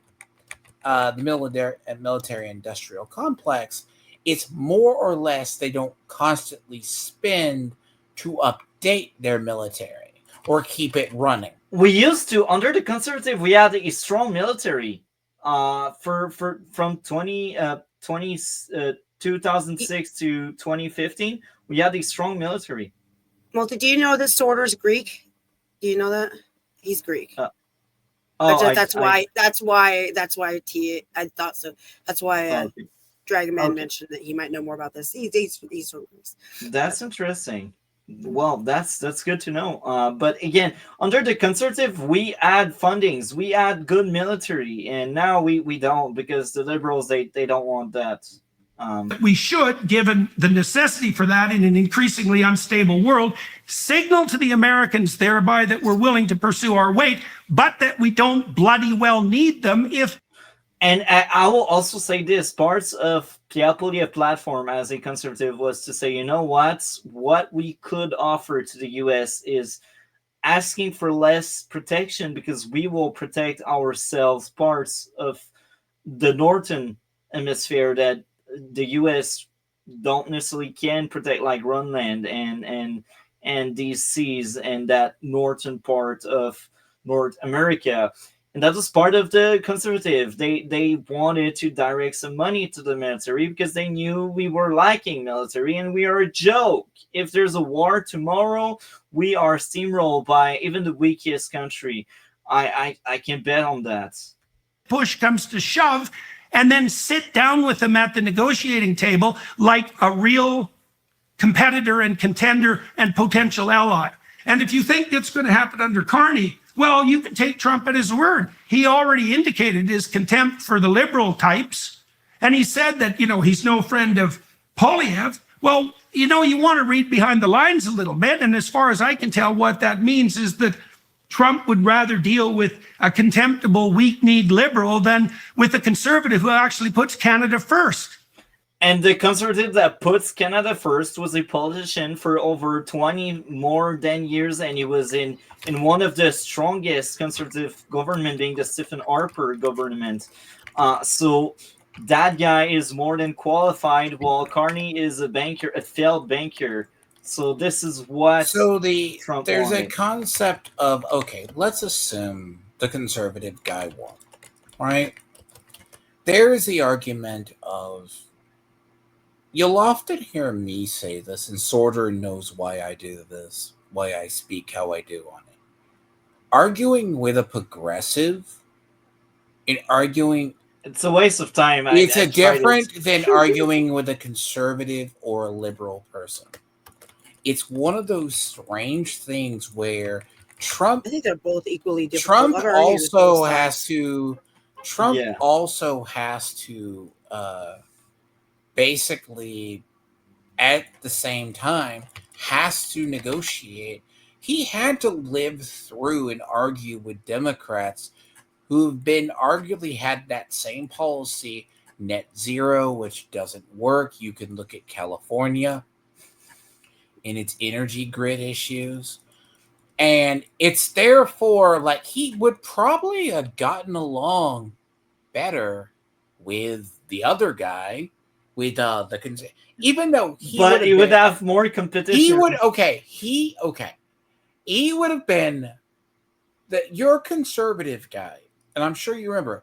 He acts like what we would call a social conservative or a potential rhino, which has. But I could tell he meant well for your country. But he was what we call a moderate Republican. And moderate Republicans. What are you guys doing? Trump himself. You guys okay? Arguably, Trump himself, right, he would rather argue with someone who is a principled in their party. So it's not like he hated the other guys. But what's funny is your media twisted a lot what was said. Now, I think Carney, he doesn't think can run the government because a lot of that stuff behind the scenes, that closed door talk, I bet he told Carney, you do not know what your policies are, and this hasn't worked in the U.S., and you do not have the economy or the willpower to keep it up. Yeah, for sure. That's why it lasted an hour, because I'm sure there was more of a pushback from Carney, because if you see Carney trying to defend his idea, he tried to disregard whatever you're trying to tell him, and he's like, I'm right, and I don't give a crap. I dismiss what you say and what you think. This is the Carney way. So maybe that's why they had a 1 hour meeting. It's not because they were having a deal or anything. It's because it was getting rolled over, or he tried to defend himself on things he could not defend himself on. So did you guys see the meeting Trump had the other day, and he didn't drink the tea that he got to him? What did you guys do that? You know what I'm talking about? Never mind. I don't know. He didn't drink the tea. He did drink the tea. I forgot who he was met up with, but it was like another leader, and he got handed a cup of tea and he didn't drink it. I thought it was weird. I mean, that's weird. What do you think? Like, people who traditionally do it don't always, like, customs meetings. I mean, if it was like the UK or something, they drink more tea than they do coffee. Americans will largely drink coffee or something more. Yeah. Yeah, it looked like Saudi Arabia or something like that. They gave him a jet too. Yeah. Oh, you're talking about the Saudi leader guy. There's been stuff out of there because the guy who's like the Saudi crown prince, like he refused the tea. Like, but that's no big faux pas to like them, because they have very different traditions. Yeah. Largely because if you actually like, so Saudis, that's a very complicated relationship. Oh, okay. But like, if he refused tea from him, I mean, Trump might not be a tea drinker. That's the other thing. Because do you drink herbal tea? No, I do. I like tea. I do. But that's I like tea too. Okay, sorry. Sorry. That's good. That's fine. That's a nice contribution. But that's more like D-Lord that goes on many tangents. And so don't be thinking that Carney's the guy with the cachet to put Trump back on his heels, because Trump has faced people who are a lot more intimidating than Carney. And it's not only that, like, Carney stands for everything that the more radical fringe of the Democratic Party stands for in the United States. And it's not like Trump has any sympathy for the Democrats as a whole, and certainly not for the more leftist eco fringe of the Democrats. And it's clearly the case that if Carney was an American politician, he'd be Gavin Newsom. Like, he'd be exactly the sort of person that's pushed exactly the policies that Trump can't tolerate that have emanated from the Democrats. And so it's a delusion. So Carney has a very impressive resume, read shallowly. And I can understand why Canadians are relying on that as an indicator of his competence. And they're also hopeful that he's a new guy, which he most certainly isn't. But if you look into what he's actually done and what the consequences have been, and if you actually assess what he said in his book Values, for example, where it's written down in black and white, you find that if we elect Carney in Canada, which at the moment looks like a reasonable likelihood, we're facing the same situation that we faced under Trudeau, except Carney will be more effective at implementing it. And it will be worse because some of his cabinet are also worse. And he took bad parts of Trudeau cabinets, and what he brought in himself was also really bad. So again, Carney, really bad choice. What did you want to say? No, I want to say it's funny he mentions he might in that meeting. It'd be funny if Carney got called Gavin Newsom light, because the funny thing about Gavin Newsom is being the governor of California is like being the president. It's like being the governor of Texas. You command a position. Yeah. And the funny thing about Newsom was eyed as a presidential candidate right till he went to, I would say, like a milquetoast center, tried to become a moderate centrist. But if you dig back far enough with like his policies, he was actively championing green policies. He was behind like calling Mexicans and Hispanics Latinx. Like there's this clown car of like, he really did. Yeah, that's entertaining. And so we're going to do worse faster and with a lot more virtue signaling. And that's hard to believe because, Trudeau virtue signaled to a degree that was virtually impossible as he impoverished Canada to no positive end whatsoever on the environmental front. And all that's going to happen is that's going to be much worse under Carney. So we already see that Carney set at serious odds, for example, with Danielle Smith in Alberta. And that's a continuation of the scrap that Smith and the West has been having with Trudeau and the Liberals and the East as a whole. That's not going to rectify itself. It isn't even obvious to me that the country itself, which the Liberals for the last 10 years have regarded as an entity with no real central identity anyways, it isn't obvious to me at all that the country's going to be able to survive another 4-year round of liberal, utopian, globalist, environmentalist, net zero catastrophe. And so don't be thinking that Carney's a new guy. They will try to make their own. His stellar resume indicates that he's going to produce some kind of economic revival in Canada, because all the evidence points to the fact that he's going to continue to pursue the net zero delusions that he's already established as the center of his entire edifice of thought. And if you don't believe me, and maybe you don't want to or can't, or you doubt me, read Values yourself. And then you'll see, read the first 3 chapters and the last 3 chapters, because the middle of it's just boilerplate. It's only there to make the book thick instead of pamphlet length. And so an hour of reading and you'll figure out who Carney is. Now, if you believe that carbon dioxide output on the part of Canada constitutes an existential threat of the sort that requires us to become poverty-stricken over the next 40 years, well, we virtue signal about how the planet could be saved while doing absolutely nothing about actually addressing any true environmental problem. And some of the green energies, they can risk us at having blackouts. And when we get minus 40 degrees outside, these blackouts will be painful. It will be bad. So again, green energy, it's good on paper. It's bad in practice. And Portugal and Spain are a perfect example. They went black for many days because green energy sucks right now. This is what's going on, and this is what Carney wants. The destruction of Canada. Then Carney's your guy. And if you think that core Canadian values are the values of the radical utopian environmentalist left, then Carney's your guy. Now, he purports to be a free market believer.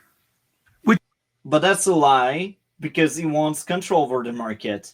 That's why he has a company that will sell a lot of units, a lot of apartments. to fight the housing crisis. He wants to make some money out of it. He wants to make money out of people. Imagine having imagine have. It's kind of like if you ever look at Pelosi. Pelosi was the best investment banker or hedge fund manager as the head of Congress, and then it's like Carney. Carney, you need housing? Oh, I just happen to run a housing firm, and I can give my company the contract. Yeah, takes him out of the left-wing camp. But the way he maneuvers around that problem is by saying, well, the free market doesn't address the really important problems, and it's the central planners, the highly educated technocratic central planners, that have to pick up the slack. And so he says free market, but what he means is central planning, free market. And what he means by central planning is his vision. And what his vision is, that's the other thing about Carney. You know, I read his book Values, and one of the things I really hope for in a book is, A, that I learned something, and all I learned from reading Values was something about Carney. I didn't learn anything of any substantial import in consequence of reading the book. And It's awful. And I learned that he didn't have a single original idea. There wasn't a single original idea in that entire book. Like the first 3 chapters. The same goes for a lot of things he says since he was elected. He kind of copies exactly what the Conservatives were pushing during the election. So it's hilarious. Carney is just borrowing from others. He is not a thinker. He is not someone that thinks for himself. And it's tragic. It's disgusting. This is who Canada voted for. It was rigged, but I think that parts of Canada truly voted for him. I know a lot of people that most likely voted for him for many reasons. Being scared of the US, or being scared of the Conservative and what the Conservative can do, because the media are placing on such a bad light being a Conservative. So yeah, I believe a lot of people voted for the Liberals, but I don't know how much. And that's why I think parts of it was most likely rigged. Chapters in the last 3 chapters outline his ideas, but they're not his ideas. Diversity, inclusivity, equity, that's not Carney's idea. Environmental social governance, these new policies that are hypothetically going to govern the biggest financial institutions in the world, and every financial decision everybody makes with stakeholder capitalism and central top-down planning, none of that's his idea. Net zero, that's not his idea.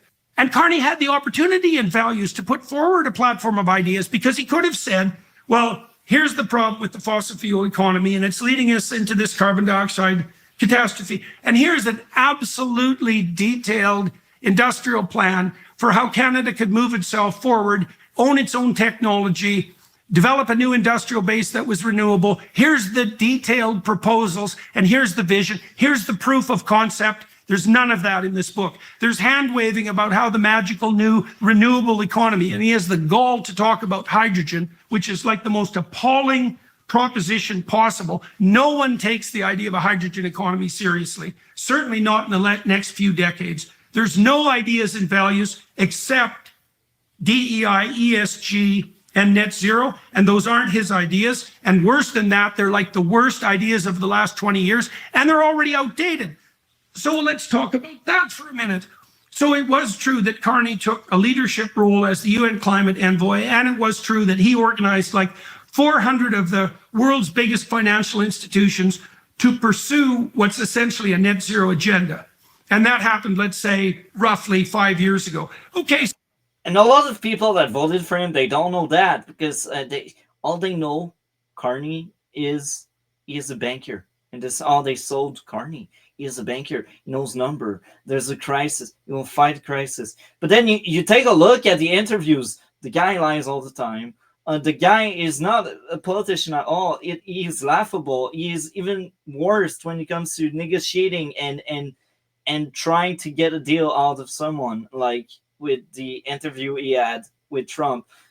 I cannot wait to cover that. That will be hilarious, especially with 2 Americans like you and D-Lord and Sparkle. That will be funny once we get to cover that.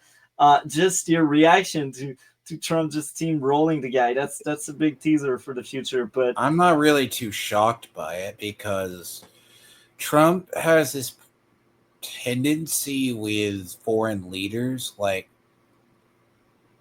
he plays a very big, like old, like it's an older generation strongman role, like with, but he lacks the nuance entirely to understand the full part of how, like, his diplomatic diplomacy is like a bull in a china closet, but when it comes to business, I like him more when it comes to business, because when it comes to him discussing the politics of trying to handle democracy or looking at the human suffering, etc., he will always come off super strong in what can you do for me, and consequences be damned. But it also comes off at the point you do not understand the nuances entirely. Does that make sense? yeah, it does make sense. So let's ask ourselves, what's happened in the interim? And the answer is, despite his success in doing so, all the big players have bailed out. BlackRock, Vanguard, all of these big players have decided that pursuing the net zero agenda, DEI and ESG, that's not going to fly. And so even if you believe that Carney had been properly successful in organizing these big financial institutions to hit the net zero targets, you're faced with the problem that they don't think so anymore, and that whole coalition is falling apart. So my interpretation of part of the reason that Carney is motivated to become prime minister is because his international career has collapsed in failure. And so now where is he? Well, you might as well go to Canada. It's kind of a ratty little backwoods country anyways, and you don't really want to bother with niceties like actually having a seat and meeting Canadians and being elected. You can just hop in because you have this stellar resume and you're the Bank of England former governor, and you can tell people what's what. And you can tell Canadians that you're an outsider and that there's going to be some sort of economic. And it's funny because that's another lie among many, because he was also working in association with Stephen Harper from 2006 to 2011, I think, or 2010. I know he worked with Stephen Harper for years, so he was still somewhat in politics, but again, he's not a politician, he's a banker. And it's funny because we had a joke floating around saying you don't give an alcoholic the keys of the bar, and I feel like we shouldn't give the keys of the treasure to a banker. I think it's a nice parallel there. We shouldn't be doing that, but we are Canadian. We do stupid crap all the time, like electing Trudeau for 10 years, and now electing Carney, despite having a much better choice with Pierre Poilievre. And again, I'm biased. I will admit it. I'm biased. I voted for Pierre Poilievre. I am a conservative since 2019. Because yes, in 2015, the first Trudeau mandate, I actually voted NDP because they were still in the I used to be stupid, first of all, and second, I used to really be a socialist back then, and I didn't realize that socialists actually don't really help with inflation. They actually make it worse. But hey, we are all young and kind of stupid at some point. So that was my era.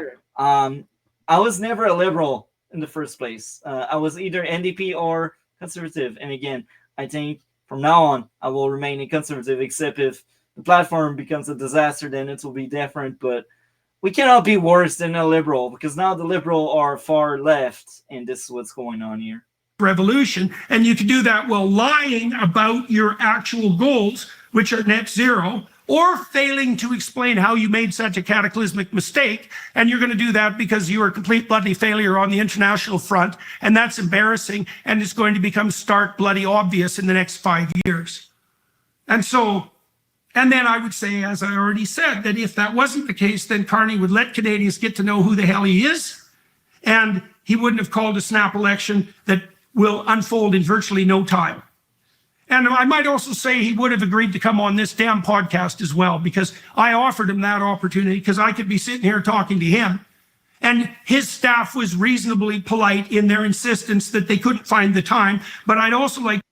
That's a lie, because I've seen Carney in action, and Carney wants to control. He wants to control everything. That's why he pays so much the CBC and CTV to spread propaganda, because he wants to control the narrative. And when you go at a show like Jordan Peterson, you cannot control the narrative anymore. That's why he didn't do it, because it would go out of control. People would get to know Carney, and Carney didn't want that for valid reason, because if Canadian knew what they voted for, they wouldn't be voting for that, because he's not Canadian. Carney is a globalist. To point out that I interviewed Polyev relatively recently, and that was by any standard of evaluation the most successful political interaction in terms of distribution and impact of any Canadian political move in the last 100 years. And I will be honest, I got engaged in politics after seeing Pierre Poilievre talking to Jordan Peterson, because I will be honest, prior I was still conservative, but I wasn't that involved. I wasn't that invested, because I was like, they're all the same. Like, even if I align more with conservative, I was like, you know what, I align with conservative, but whatever the face is doesn't matter. And I happened to see that interview he mentioned, and I think that was in January or so, if I'm right, maybe February. And I fell in love with the idea of a politician that talks to the people, for the people, a politician that really wants to stand up, that wants change, and that's a human being more than just a facade or a face. And this is, since January, I was a lot involved in politics, and I was very invested into learning more about how it works here. And it's Pierre Poilievre that convinced me that not every politician are the same crap. And again, that was a good move. If he didn't appear on Jordan Peterson, maybe I wouldn't have voted this election. So a big thank you to Jordan Peterson and Pierre Poilievre. Again, he gave me hope, and I still have that hope as long as Pierre Poilievre is around. And I heard Andrew Scheer is basically the interim when Pierre Poilievre will fight to get a seat back. Andrew Scheer is actually very interesting, and I wouldn't say he's as good as Pierre Poilievre, but he is solid. So now I'm invested a lot more in who is involved in the Conservative Party. That's after that interview. We got something like 50 million views. And so if Carney actually wanted to communicate to Canadians, even Canadians like me, well, he had the opportunity. You know, and I might say, well, if I was Carney, I wouldn't have come on my show. And that might be true, because I'm not a fan. And I would have done my best to be like a reasonable interviewer. And I'm kind of an agreeable guy, so I probably would have been. And I can see why he didn't want to do it, but he didn't do it. And so you can make of that what you will. And then you can also read between the lines if you're willing. You watch how he responds to press inquiries and who he talks to. Talking to CBC doesn't count, right? Or CTV, because the Canadian legacy media is heavily government subsidized. And so he doesn't like talking to reporters anyways, but those he talks to are government funded reporters. Well, he won't talk to me, and he won't sit down with me for 3 hours and hash this stuff out. And I would have done it politely, skeptically. You know, I've done interviews with 500 people, and many of them had political views that I didn't agree with. Many of them were, well, the Democrats, for example, Tulsi Gabbard and RFK, Dean Phillips, who had held positions that ideologically would have aligned with Carney at least at one point in their political careers.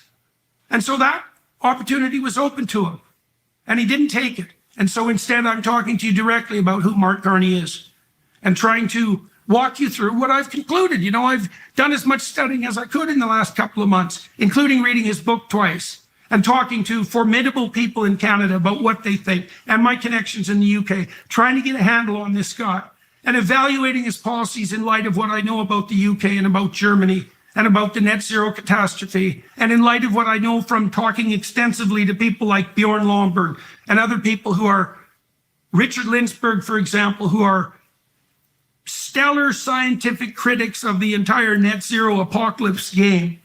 So in conclusion, Canada has a new prime minister who is Mark J. Carney? Well, he's someone who on paper looks stellar. He's someone who, because of that pedigree and educational history, Canadians regard as a potential contender with Trump.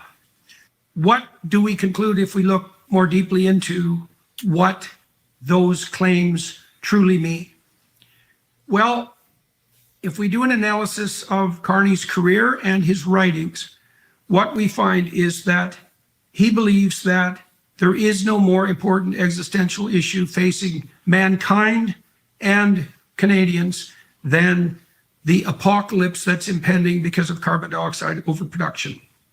And as far as I can tell, all that he does stems from that initial presupposition. Now, if you accept that, That's based on fear.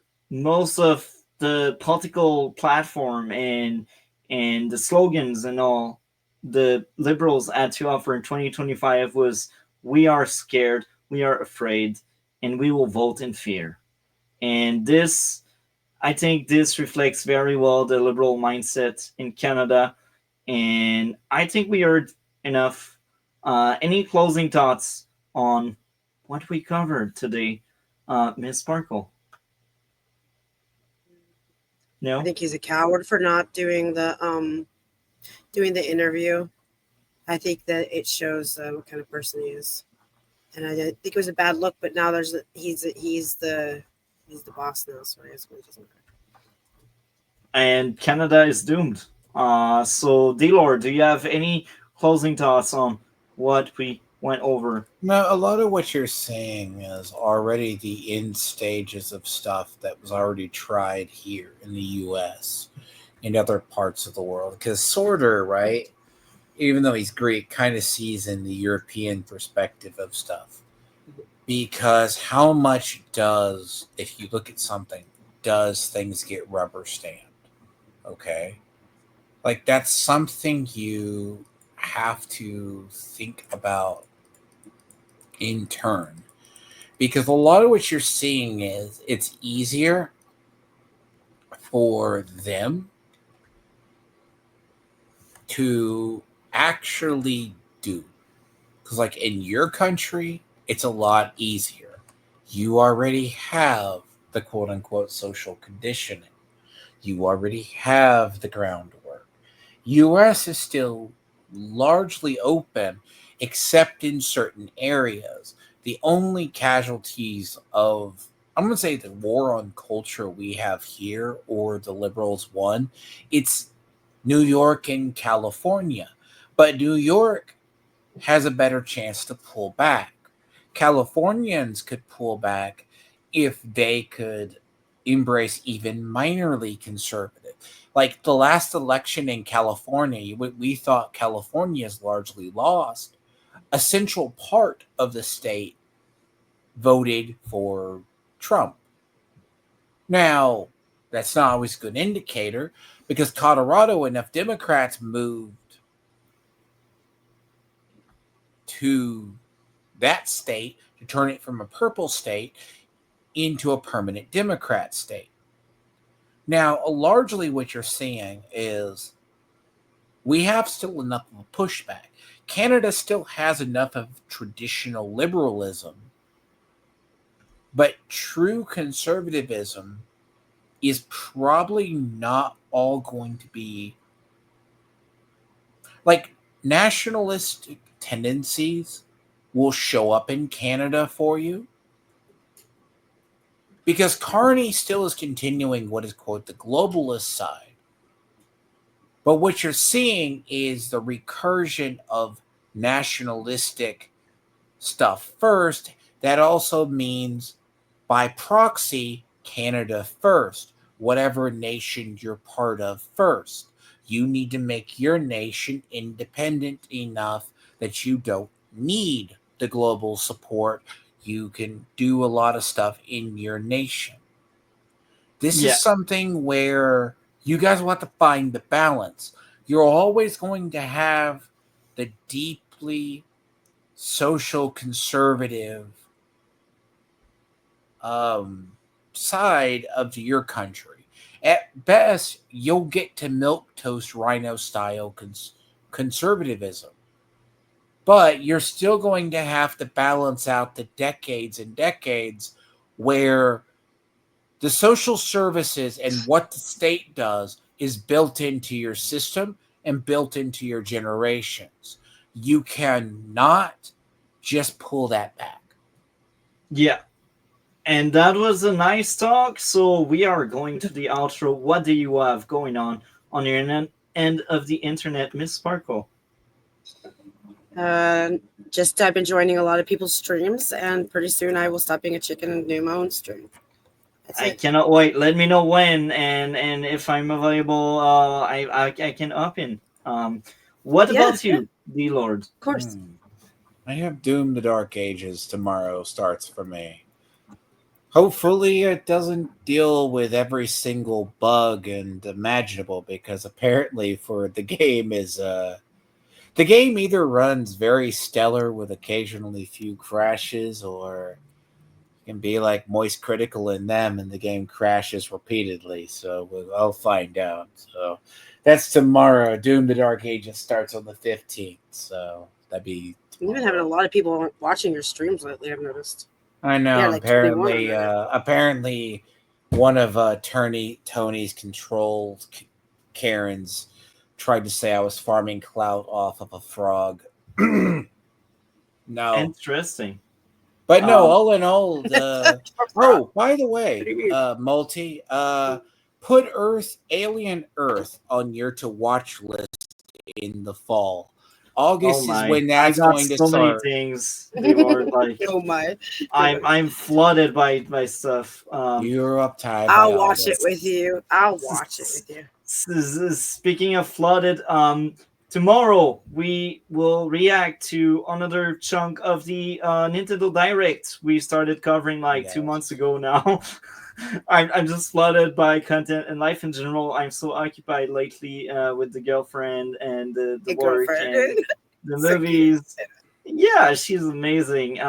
Maybe we will move in together at some point this summer. Aw. Yeah, that's the next step. Anyhow, outside of that, next Tuesday, more movies review, because I really hope one day I will make it through the review sphere, because I'd rather talk about movies than politics, but I do think now more You're than all ever, good. I'm trying to finish up a stream with Multi and do my own. politics is very important. What did you think of my video? I haven't seen it, D Lord. But anyhow, My audio's fucked. Thank you. Yeah, your audio is weird. My audio is screwed right now. Apparently, whatever the reset is, it fucked it up. But I muted the guy. Anyhow, we are about to leave, and next week we finish the Nintendo Direct. And thank you, Miss Sparkle and Bye. D Lord. I had a Bye. blast, and we are out.